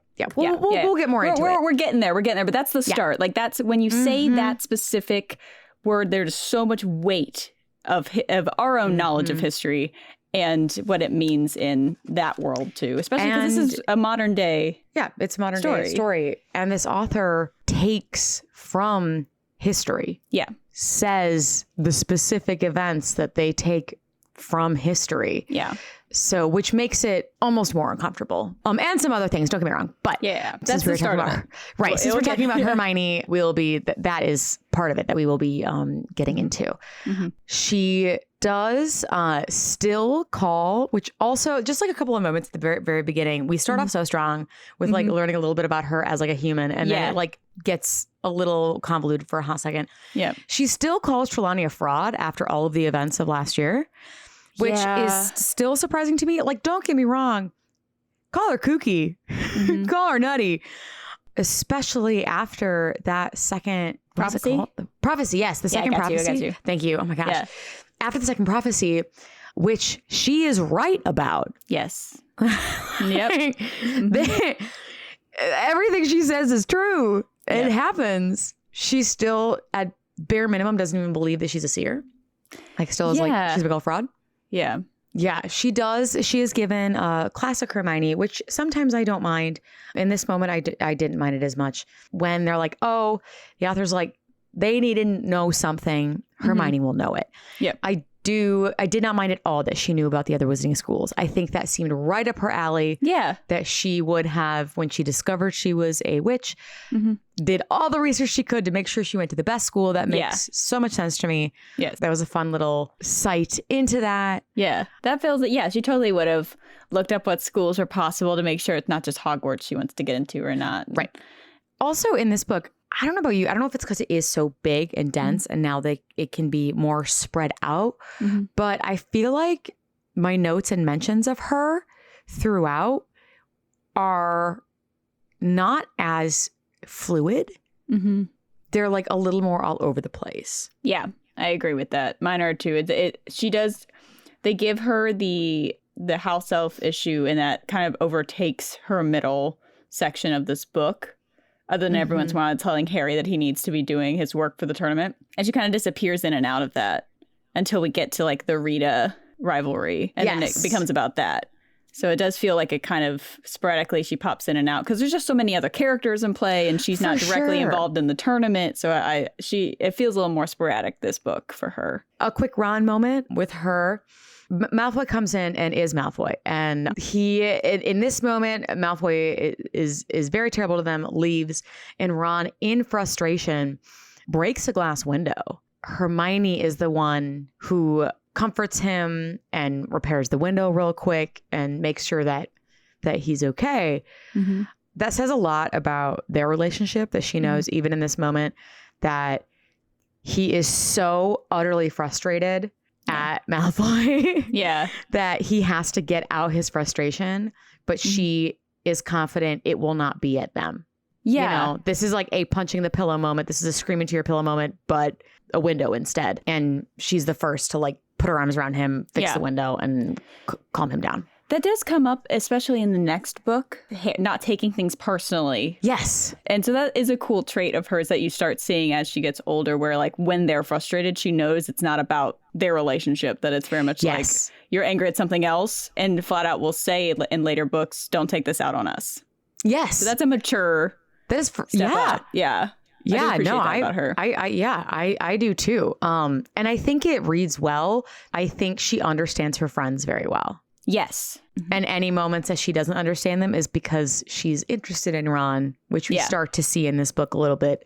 And so she's a little blind to some moments, you know, as we all are when we are young and have crushes, you know, you miss some things because they're on a pedestal, you know? Yeah. And she does show a little bit of empathy towards Neville when the Cruciatus curse is used in front of him, and she notices that it's bothering him and says something about it. So she never asks him. She doesn't ask him why. Just because, that was weird. Yeah. The next thing I have is the big ones. I know. Okay. Oh, gosh.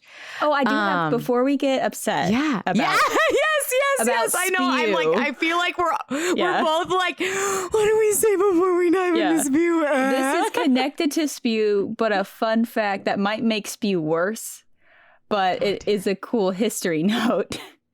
That, so spew obviously in the book is the Society of Protection of Elvish Welfare. So this is the thing she creates.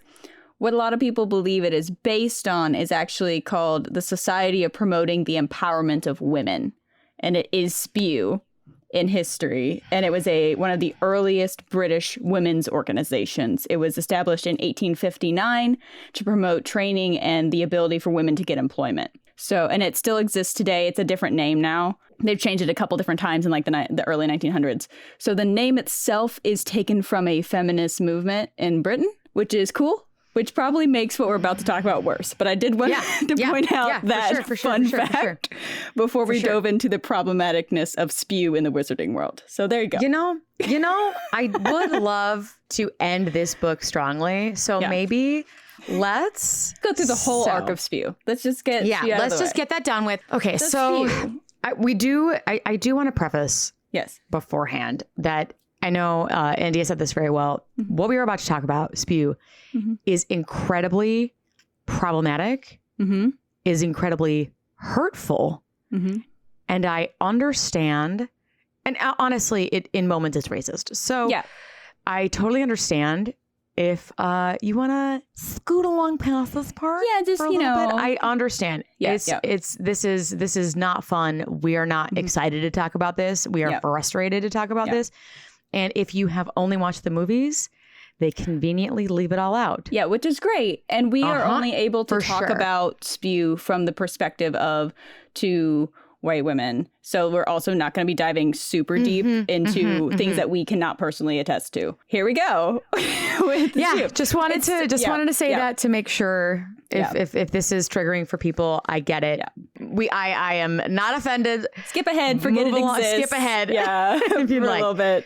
It starts off, the idea of Hermione being an activist does not bother me. Yes. That's really cool. No. That it's makes really cool. Perfect sense. That she's trying to be an activist. It does lean itself towards being the white savior story, which is a common thing you can see in film, literature.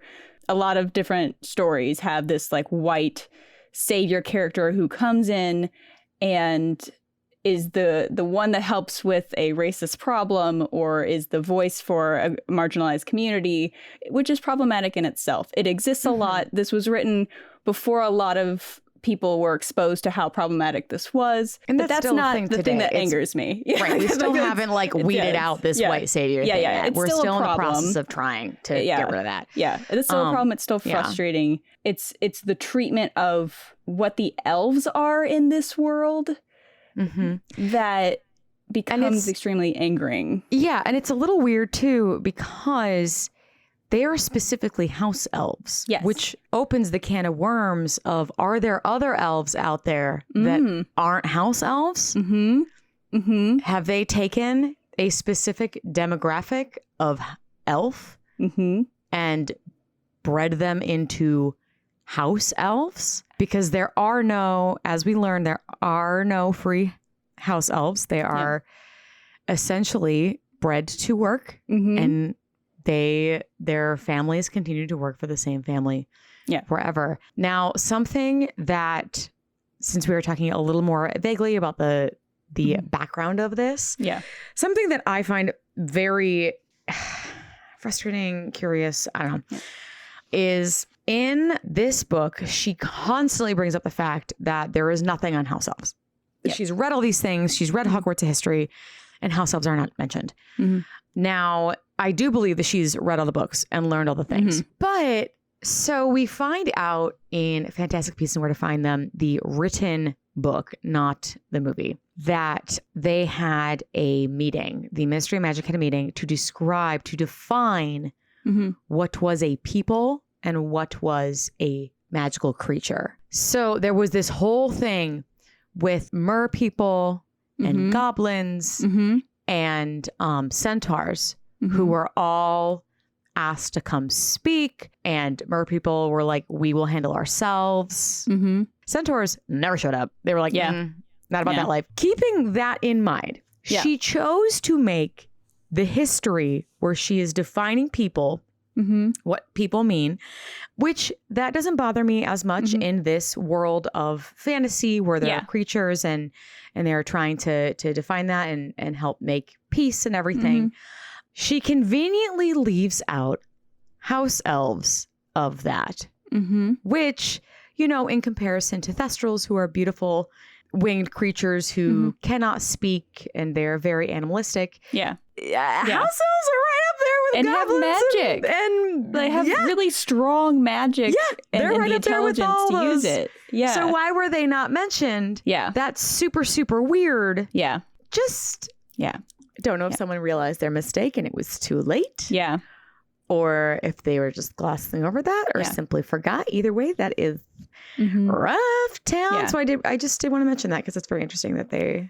It feels like because they weren't invited into that we're supposed to categorize them as like a working animal, for lack of a better term, in our world. Even though they're on the fountain. Yes. In the ministry. Yes. In the ministry, they have a goblin, a centaur, and a house elf. So, working together. Of course, before Voldemort comes and makes it terrifying. It's just like some of these things, I'm like, you are not helping yourself. No, it just makes it worse because it wasn't thought through. And if you're going to do this type of arc, you need it to be specific and thought through. Because Hermione would have read all that. Yeah. Hermione would have known all that, and it would have made her more upset that they're not mentioned in anything. Yeah. Which just catapults her into this whole just snowball effect of spew. Yeah. Of trying to help them. And then it gets more problematic because they don't want help. This is where, like, she makes it really fuzzy she humanizes the house elves in a way that is trying to make them a marginalized community, where Dobby is a leader of it and Hermione is trying to help. But then the way she talks about the elves themselves and then everyone else around her, including Hagrid, which was a big deal to me because he's someone who truly cares about magical creatures. And if he believed there was injustice, I know he would be upset too. Oh, for sure. For him to deny that the spew badge that she makes, because she makes a manifesto, she makes a board, like, it's impressive. Yeah. She goes all out. Yeah. So it's set up to be a really cool, like, trying her way into activism thing. But she says things like, that's because they are uneducated and brainwashed. She says things that are really, really problematic about the people. And she doesn't go to talk to them at all. No, and when she does, she puts words into their mouths. Exactly. When she talks to Winky, I would love to just like get Spew out of the way. I know Spew comes back in later books. Yes. And for all those listening, for anyone, I would love for just us to like talk about it all regardless of book and just be done with it. So we don't have to keep talking about it. And the other books don't get really mad at her too. So it's just, let's just like get it over with. In later books, she goes when she finally does talk to them and like talking to Winky a couple of times and hearing about what she's like. Literally the sweet house elves of Hogwarts kick her out of the cafeteria or the kitchens rather, because she is just forcing words into Winky's mouth, which is making Winky more upset. And that whole scenario is just frustrating because she's like, well, see, Dobby, he needs to do this. Wait, you don't want more money? What the heck? Winky is crying harder. She's like, I would be disgraced. I am not, and it just, that whole conversation, it goes back to that her like not really reading the room. Kind of thing, which just makes Spew in that moment even more uncomfortable because the elves are totally happy being slaves. Yeah. Well, that's and Dumbledore is so open to hiring and like he does. There's no resistance at all. No. So it's problematic in a lot of different ways where the elves themselves, if you're painting them as a marginalized community, you have everyone but Dobby that we meet is super okay with the situation, which is not, it's problematic in itself. So you're also having a marginalized community who is being called uneducated. But if it is a hierarchy that only one person is upset with that we meet, it feels like a more fantastical, non-human, like it shouldn't be humanized as if it is like a very specific magical thing. So it's a magical creature. Yeah. And she's not trying to help them. She's not asking them what they want. She's not making sure that their working conditions, no, like she's not unionizing them. No, she's applying what she thinks they should have to them. Yeah. So that's when it gets super, you're not writing a activist story. You're writing someone forcing activism into a situation where no one asked for her help. Like, it's just so... It's like two sides to this like really uncomfortable coin. Yeah.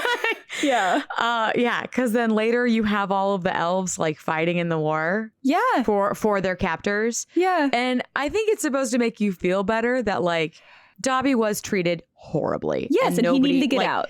There should have been a system in place. Yeah. Right. Winky was not treated horribly. Winky seems to be she seems to have been taken care of quite well. Yeah. So it's understandable that she is upset that she leaves this home that she truly was her home. Yeah. And the elves at Hogwarts, we know nothing but that they are comfortable there and treated well.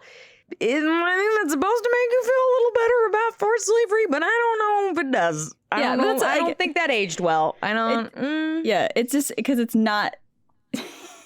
You're not treating a marginalized community who either you're making them so brainwashed, quote unquote, that they're totally happy where they are, or you're making it a fantastical thing where like their purpose is that and that's what they're happy to do. And you just have one who breaks free. Like, it's so weird. It's so weird because it's not written in a way where you can even discuss that they want different things. It's just so weird, and it's not done well. It's just so one-sided from Hermione, which is why we only get what we are telling you, because it's just from her side. She's the only one who wants it. Yeah. More of her not reading the room.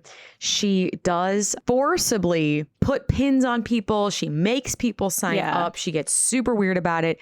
Even it says too that even when people are interested in what she is saying, she derails it and scares them off. Yeah. So Like, why are you having her so bad at it if you're trying to also make it a part of, like, it's right. It's bizarre to me. Yeah. How terrible she is at it, especially knowing where she ends up in the world. Yes. It just, like you said, the activism, right on. Yeah. How she's doing it. Why? It's so, and maybe if she had taken the time to actually go talk to people about how they're treated and realize Dobby's the only one that, because it is like Dobby's situation was horrible. Yeah. If I was looking at it. And you love that he got out of that. Yeah. You love that for him. If I was that was not problematic at all. His abuse, obviously, do not condone that. But I think his behavior of getting out was really great, and you feel for him, and that's why Dobby is such a strong character, as opposed to some of these other house elves that we meet. Yeah. Are very, like, Winky is very problematic. Oh, there's a lot of very problematic moments. But yeah, I wish we could shed bright, like, more positive light on Dispute, but I don't think we can. I think it is truly it could have been a positive active. It still would have been a white savior story. Like, that's for sure. There's no way to not make it that.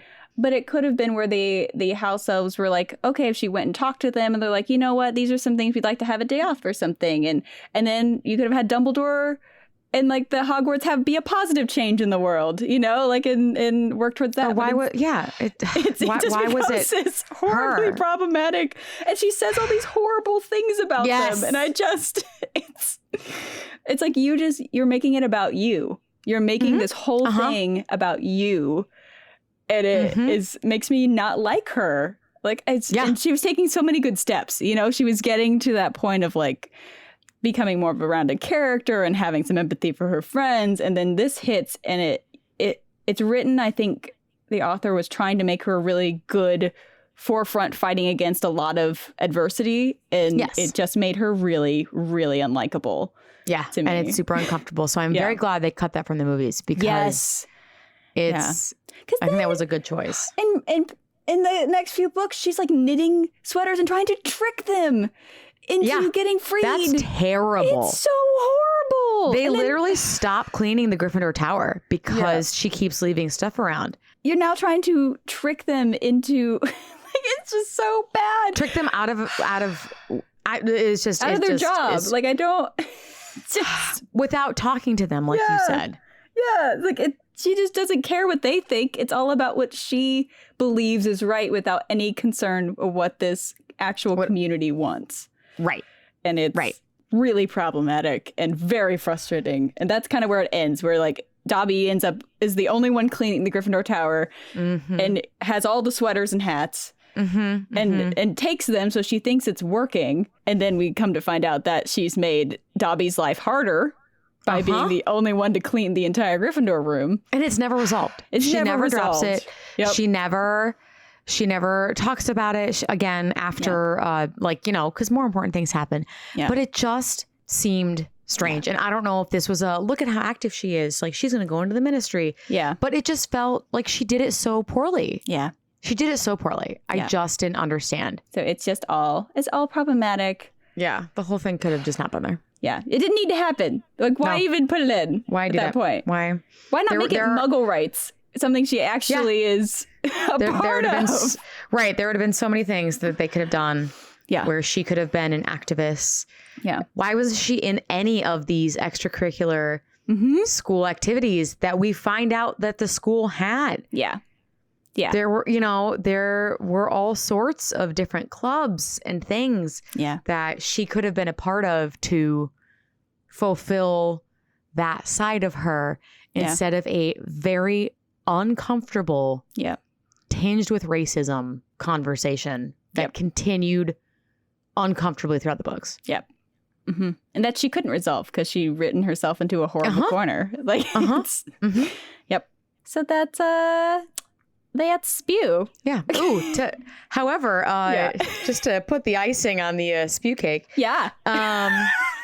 Something that is different in the movies that happens in the books. So in the movies, when Hermione and Ron kiss, it is down in the Chamber of Secrets. Yeah. Now, spew is another thing because Ron is from an old wizarding family. He's like, no, this is just like how it is. Yeah. Like, mom would love a house elf. You know, which is its own problem in and of itself. Yep. But it's that reminder that Ron is still has a heart. Like, he's not, where when they, in the books, they have gone down to the Chamber of Secrets. Ron has gotten them in. They have bags full of fangs. So they're ready to get the Horcruxes. And it's been this moment of like Ron's idea and Hermione's thrilled. And they're already riding that high of like, okay, we have a solution. Yeah. We have a solution to this problem. And then, oh my gosh, the battle's about to start. And Ron says, which I think makes this kiss very satisfying for both of them. Yeah. Ron says, well, what about the house elves? We have to tell them too. Yeah. They're in the kitchens. They won't know. Because Ron's not for... Yeah. But he still cares about the creatures. He still cares about them. Yeah. So, and I think that him caring for her, I think it was a lot more than what he realized he was saying, which like, makes it very Ron. Yeah. But in that moment, she drops all the fangs she's holding, throws her arms around him and kisses him. Yeah. Because she is so thrilled that he also cares. Because that was never a question, but she never asked. Yeah. But just for a sweet end to a nasty tasting cake. It is very... and it motivates that kiss in the middle of it. Like, it really like pushes that. And it's so satisfying. Yeah, it is. When in the books, you're just like, yes, this is what gets them together after all of this like casual bickering and these little moments that maybe, not maybe, it's not the right moment. Yeah. And then, of course, it's very funny with third wheel Harry being like, guys, not the time. Yeah, that is a very satisfying moment that I do appreciate. Yeah. That probably still could have happened without spew. And just even if she had just cared, like, oh my gosh, we have all these house elves in Hogwarts. Like, that's never knew. Yeah. Yeah. Just there's so many things. Yeah. But yeah, so I apologize to everyone about just that conversation. We felt that, and I talked about this, and we felt that we really needed to talk about it because we're not going to shy away from characters and their motivations, and we wanted to give you all of Hermione, the positives and the negatives. Yeah, guys, we made it. We did. We made it through. If you're rewound, welcome back, or if you fast forwarded, welcome here. Welcome here. So welcome back. We will now dive into, let's see, what do we want to talk about next? Bobat in this? Are we gonna get angry again? We could do like a short little angry. Yeah. Because we talked about this a lot with Fleur and it gets more important later. Yeah, not important, but it gets more frustrating later. Yeah. She does instantly hate Fleur before we even find out it's Fleur. Yeah, she's like, go home. Yeah, and the hate towards, she automatically disses Beauxbaton a lot in it, and it does. What makes me more angry about it is knowing that she went to France. Like, she's been to France as a vacation. So she actually she probably maybe picked up a couple phrases in French, and maybe she could have like actually befriended this group of people who sat with the Ravenclaws, which makes you feel like they have more of a higher book learning feeling to them, which is, what it just is presented as. Like, I feel like she could have befriended a couple people in France, and it would have been cool. And the whole point is to meet people. Right. But she's so bad at people. And that was really strange. She doesn't make a whole lot of comments about Fleur after that in this book particularly. But it seemed kind of odd, especially since she had read all about the Triwizard Tournaments in the past and knew everything that happened because Hogwarts history. Like, how big is this darn book? I just have so many questions. Yeah, it's got to be like the amount of subjects that this covers is ridiculous. It volumes? Is it an encyclopedia? Yeah. Like, I have so many questions. Yep. That's just, I don't know, girl. I don't know why you're suddenly mad at them. But on a sweet note, I do appreciate that when everybody's drooling over Cedric. Yeah. She's like, she admires him for how good of a student he is, and then he's a prefect. Like, that's what she's like, wow, I am in priorities. And that felt very Hermione. Yeah, it did. You know, It did. I was like, okay, this is a cute, sweet moment. Yeah. I get it, girl. Yeah. I did enjoy that. I like that she was really happy that Angelina put her name in. Yeah. That was really cool because it would have been cool for her Angelina to be in it. She does get hit with the ricochet jinx after another mudblood fight and gets her teeth permanently shrunk. Yes. And this is where Hermione is a little frustrating part about her that we talked about a little bit. Mm-hmm. And this is not, it doesn't make me angry by any means, but it is a little bit like, It seems like Hermione picks and chooses when she wants to feel feminine. Yes, that's true. But not in a way that feels organic. Mm-hmm. And it's not like she's trying, it doesn't feel like she's exploring herself or like trying to see where she fits in. Mm-hmm. It just feels like some moments she's going to be prettier. Yep. And it just, I don't know how I feel about that. But like, that was one of those moments where her parents are dentists and first of all, how have they not done anything about her teeth to begin with? Yeah. But then she suddenly cares what her teeth look like. So she lets Madame Pomfrey shrink them past what her teeth actually are. Because her front teeth are supposed to be a little bigger. And she shrinks them down to normal. Which I wouldn't mind at all if Hermione wasn't so weird about everybody else being pretty. Yeah, that's true. Yeah, it would feel very... You could connect to that. Like, as you're growing up being a teenager, like, oh my gosh, if you have an opportunity to fix, like, an aspect with magic, like, go for it. Right. You have the insecurities. Yeah. You can kind of get rid of that, or you live with that. You see something that's really sweet is that Ron didn't even notice. Yeah, that was really cute. Yeah. You know, like, Harry's the first to notice. Yeah. You know, Ron just, like, sees her and is, you know, not as aware. That didn't affect how he saw her at all. Yeah. Yeah. It just, especially since she gets so weird about how pretty girls are. Yeah. Yeah. I feel like there's some like high school hate written into her character. Yeah. Which, like, I'm like, what are we doing? What are we doing? Yeah. But, you know, whatever. We do have a couple of moments of like her going to like be Hermione and like be unthoughtful in her word choices to Harry, and Ron being like giving her a look and being like, this is not the moment. Let him. Yep. Yep.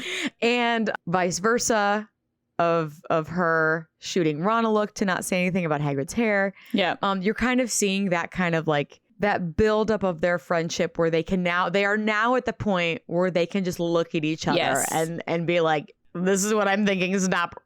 Yeah. Yep. And this is also kind of fun. Yeah. And this is the book where we talked a little bit earlier about how they get to the point where friends fight and someone becomes a mediator to the group constantly. And this is where Ron and Harry get in kind of a row about him being in the tournament. And so she plays the mediator to this fight multiple times. Yes. And I do enjoy in the movie, though, like where she's going back and forth, like, you tell him and you tell her. It's a very like funny and fun. That was endearing and felt very like Ron would set that up. Yes. And Hermione would begrudgingly. Yes. Like that felt very organic, even though it wasn't in the books. Like that felt right. Yeah. Because that kind of stuff is what's kind of happening. Because she does tell Harry, like, Ron told me to tell you the blah, blah, blah, and then the dragon. Yeah. Like, that didn't happen. But how they did it in the movie encapsulated a lot of what she had to do. Because she's on Harry's side from the beginning. She's the one person who from the beginning is like, you couldn't possibly have gotten through Dumbledore's magic. So I know you're not lying to me. Mm-hmm. Yeah. So I do like that a lot. I love that she is so helpful of him. You do see a little bit of like her not having really other friends, but them and her Hagrid, because like when they're angry at each other, we see Ron hanging out with the other boys from their grade and things. But it does make for some really sweet moments of Hermione and Harry staying in, like, McGonagall has to give them an office because she's so sick of just like finding them everywhere. Yeah, that's so sweet.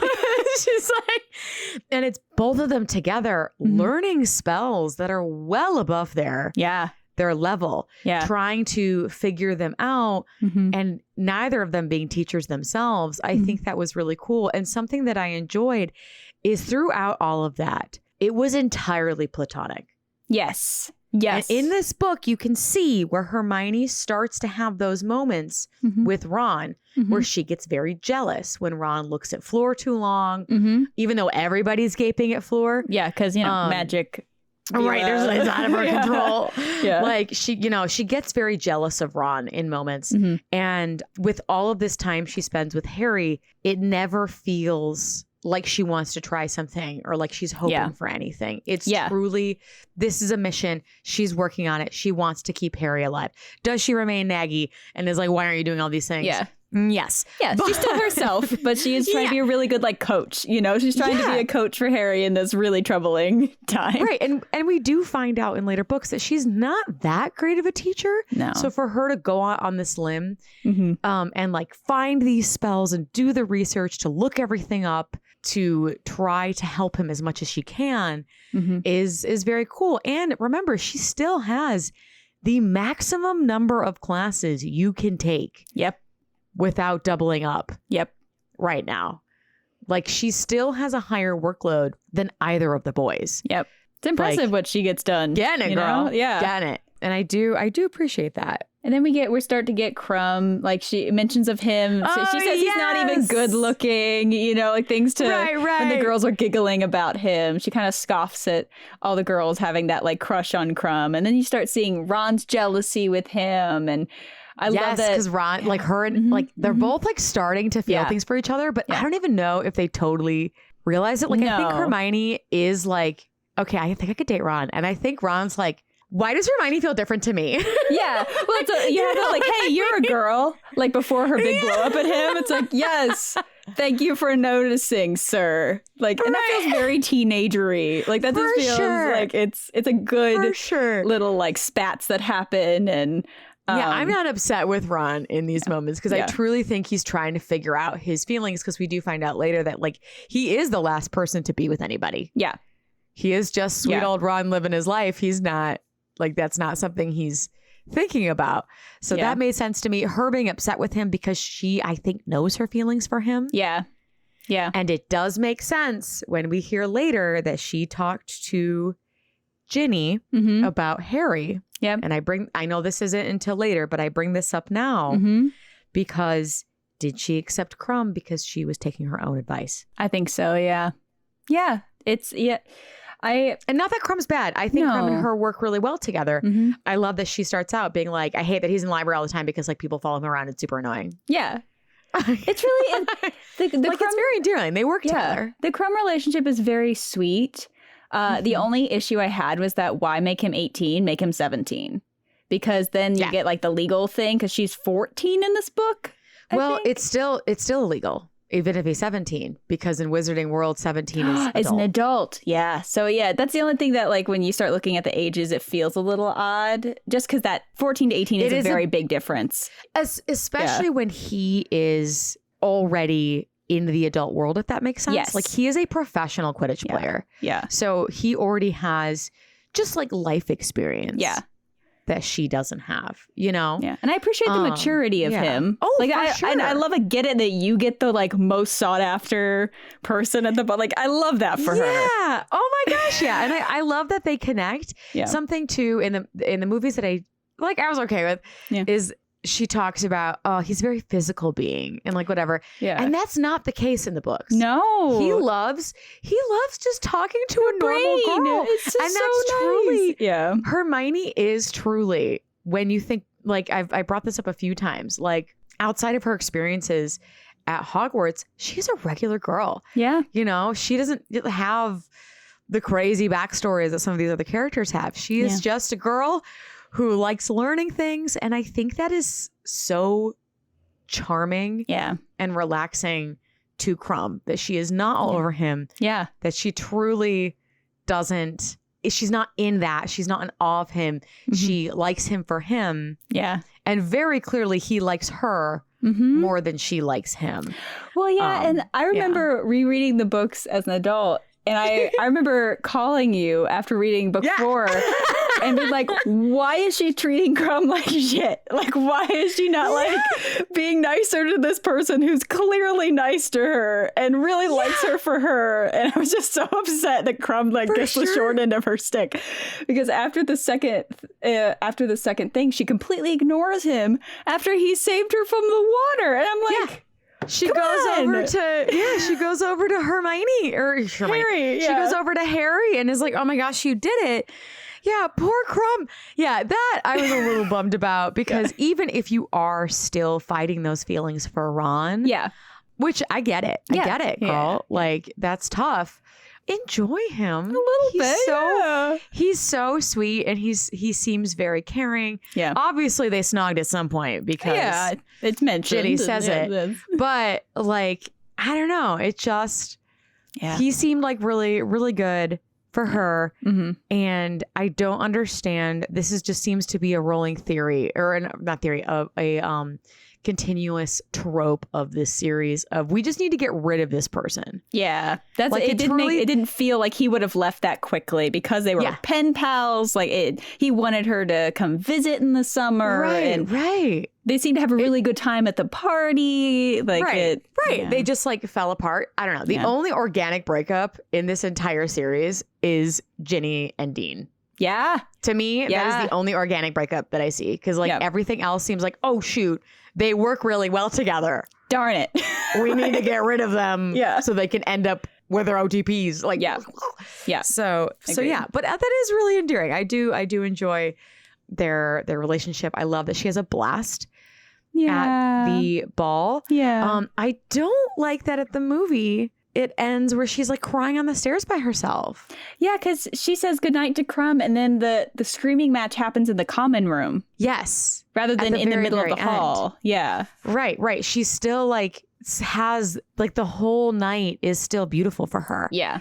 It wasn't like cut short because of it, you know? Yeah. So that was kind of a bummer. I also, and this is another one of those moments where I don't know what the directors were thinking of book 4 or not thinking, or the writers, because Hermione goes back and forth with like, I don't like girls who are really pretty, but then like, I want to be really pretty sometimes, but like, I don't like it. But like, yes, that kind of bit, it confused me that they put her in a pink dress. It was so feminine, because the periwinkle was just like very Cinderella-y, and maybe that's why they didn't want to do it, but like, I feel like it was perfect for her. Like, I really because it still was like, it was like feminine, and still, because this is a big moment for her. It is a ball. Who doesn't want to look beautiful? Yeah. When you go to the Yule Ball. But it did feel strange. Like the blue worked for her because it's still like a strong color. Yeah. It makes sense for her. So I don't know if they wanted to really go the opposite. That. And put her in pink. It still works. I think it's still a pretty dress. I very love the much. To it. Very feminine. It works for her really well. But I wonder why you went with pink instead of the blue, because the blue reads more Hermione to me. Yeah. And I always like a good glow up entrance. Like, who doesn't like the rom-com for sure transformation moment? I wish Pavarti, and we talked about this in Students, I wish her roommates were part of it. It makes me sad that she like escaped and did it by herself for the reveal. Like, I get that it's cool that they don't know either, but it would have been cool if she had a bonding moment. We don't get that in the books of her Pavarti being excited about it. Like, I do love that moment in the movies where Pavarti notices and goes, oh my gosh, she's beautiful. Yeah. And I'm like, yes, Pavarti. And that read very organic. Like, she totally would say that. Yeah. And be shocked because she hasn't seen her. It is fun. And you appreciate Hermione more. Not just the boys and people are saying it. It's like Pavarti also. Yes. Who lives with her and sees her every day. Yeah. It's like, means oh my gosh. Yeah. She's stunning. Yeah. Yeah. I did like that Neville asked her to the ball at some point. I thought that was It made so much sense. Yeah. Because he's comfortable with her. Yeah. It felt very like, it didn't feel like maybe I have a big crush on you. It felt very like, she's nice to me. Yeah. She's someone that I trust to not make me feel embarrassed all night. Yeah. Yep. Yeah. Yeah. No, I like that a lot. And I like that she has had that impact on him. Yes. And not realizing it. But I do like that for her. Yeah. I love that we see a little bit, just a touch of like her and Ginny's friendship, where we see them where they like, are casually chatting. We see them at breakfast together. We see them walking to the pitch together. We see them, you know, doing little things together and them talking about each other as if they do have conversations. So we do have a little bit of, at bare minimum, an acquaintance happening, which is nice because we just don't see her with anybody else. Yeah. Yeah. And we get that. We know that they're talking about things that she wouldn't be comfortable talking about to Harry and Ron because she tells Ginny about Crumb asking her out. Like it's, I think that's cool that she has someone else to go to because we have noticed how little friends she has maintained at the school. So it is nice that she has someone else that she, you know, has gotten to know. It seems like she loses her a little bit because, you know, Ginny and Luna are BFFs, but but she has someone. She has someone to go to talk about those kinds of things, and that makes me happy for her. I know she needs that. She does. We do get the beginnings of the full like Rita rivalry in this because she tries to make she starts the hatred with like all the articles that Rita is writing. Obviously, doesn't really pay too much mind to the gossip column, which is kind of nice that she's strong enough in herself about that. She does try to make Hagrid look really good when Rita comes to visit, and I appreciate that she tries to make his class look really great. There's a lot of like really sweet moments with her and Hagrid. Yeah. But yeah, she does try to make him look good so that Rita can't say anything nasty about him. It does not work, but she tries. She tries. Yes, she tries. Then she creates a nemesis by calling her horrible to her face. And then I do enjoy that she like throws off like all of the articles that Rita starts writing about her and Harry. And like that Crumb is really concerned about it for like a hot second. Yeah. To the point where he like asks Harry, he's like, "Are you sure? Like, I just really want to make sure." Which says a lot about his character too. It does. I love that he respects him. Harry enough to ask him. Yeah, I love that. Doesn't want to get involved in something that's like complicated like that. It's really sweet. Hermione, why didn't you just enjoy this sweet boy for a year or two? The summer. Have a summer fling and then like it falls apart because of long distance. Yes. Yeah. Why were we weird for so long? Because she kept like writing him in the next year for a little bit. And then he shows up in the book 7 randomly at the wedding. So that's it's like, come on. Yeah. What are we doing? What are we doing? But yes. Anyway, the rivalry with Rita Skeeter. So in the movies they do, at first watching it, I was like, this is annoying. But at the same time, they have to fit so much into one movie. Oh yeah. So in the end, I do not mind it at all that to help push these narratives and to cut that down a little bit, her like running into the tent and hugging him and like Rita snapping the picture and doing that made total sense. Yes. So they got everything they needed in that one moment. And her victory in the end is problematic. Let's chat about that. Because like at first when you're reading it as a kid, as a kid, you're like, oh, it's a bug. We'll put it in a little jar with poke holes in it. It'll be fine. Justice. And then you're like, as an adult, you're like, that is a whole ass human. Yeah. That is a whole adult. You just committed a felony. And it gets so much worse because it's like she captures her, it takes her away from Hogwarts on the Express, and it's like a week before she releases her. So like full on kidnaps a human. Bug form. In bug form. And then continues to blackmail her into unemployment. So what starts like, oh yeah, she got her justice. Rita should be, taken down a little bit. But then you're right, when I read it as an adult, I went, ooh, she's a gossip columnist. It's not, she's writing a lot of like rumors, but like that's her job. Like I don't. Yeah. I don't know. Especially from someone who's very like, don't let this affect. Yeah. Blackmailing to like not write lies about Harry or something. Or Hagrid. Or outing secrets, I guess. Yeah. Like really she should have turned her in, but I understand like it could have been Azkaban is like the worst thing that could have happened from that. So I understand not wanting her to go to that fate. But blackmailing to like protect friends, I could have accepted as like justice for her. But the full like not writing anymore for the Daily Prophet, as we learn later, is really rough. Yikes. Yeah. I did have one. And I don't think she understood. What she was doing. No. Because she's so young. I don't think she understood that Rita needed money. It didn't feel like she was malicious during it. It was just that it was very like... She just doesn't know. She's a child. She's 14. Yeah. Anyway, I have one question mark for, and this could just be, this is for like the wizarding world as a whole, but specifically with her, 'cause she's a muggle. So they're trying so hard to find out how to breathe underwater for an hour, right? Yes. Does scuba gear not exist? Could he have not gotten a scuba tank?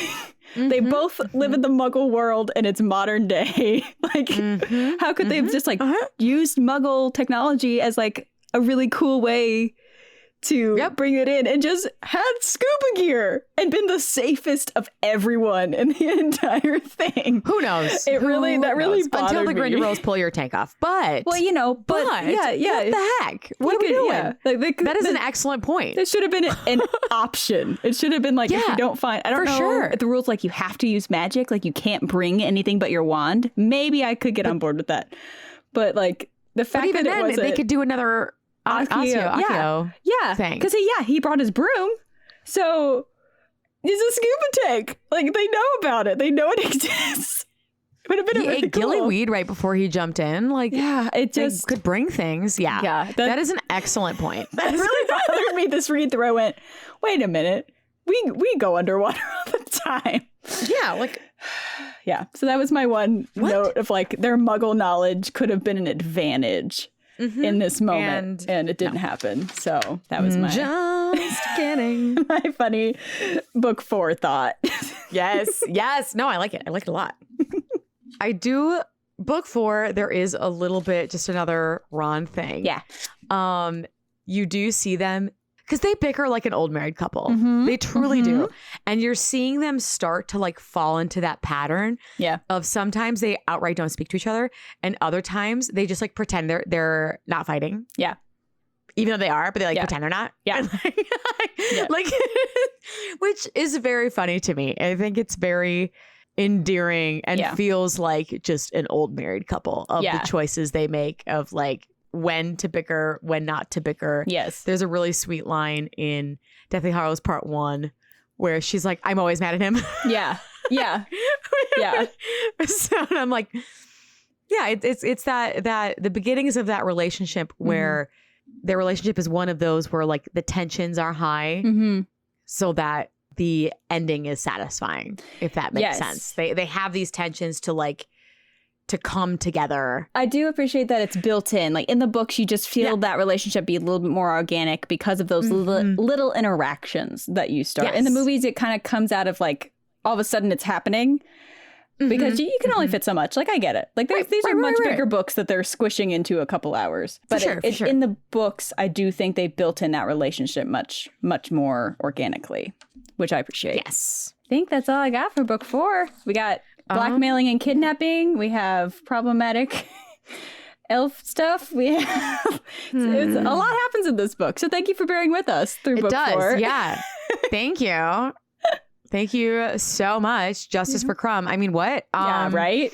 I remember calling you after finishing the book. I'm like, why is she not with this Crumb for a little bit? Like, why?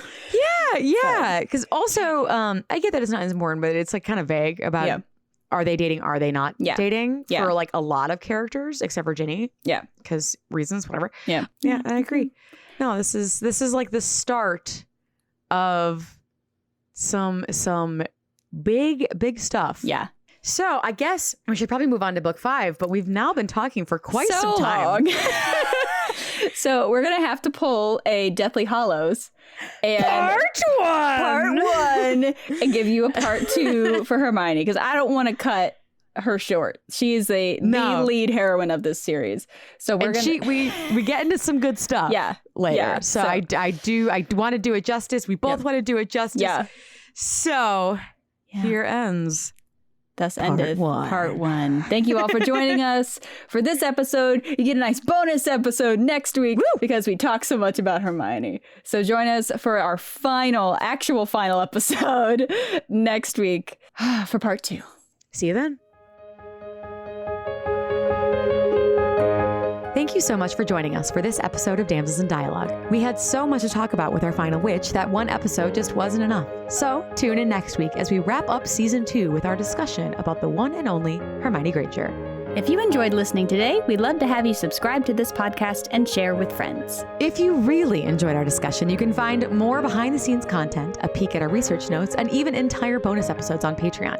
Each month, we release a full after-hours episode where we will discuss each movie adaptation and don't hold back. You can reach us on social media. Links to all our platforms can be found in our About section. Until next time, this has been Damsels in Dialogue. Have a nice day. And fuck TERFs. This podcast episode is sponsored by Hazel Society, a shop that creates magical apparel. You can find them at Hazel Society Shop on Instagram. Damsels in Dialogue is produced by Hello Out There Audio, part of Hello Out There Productions.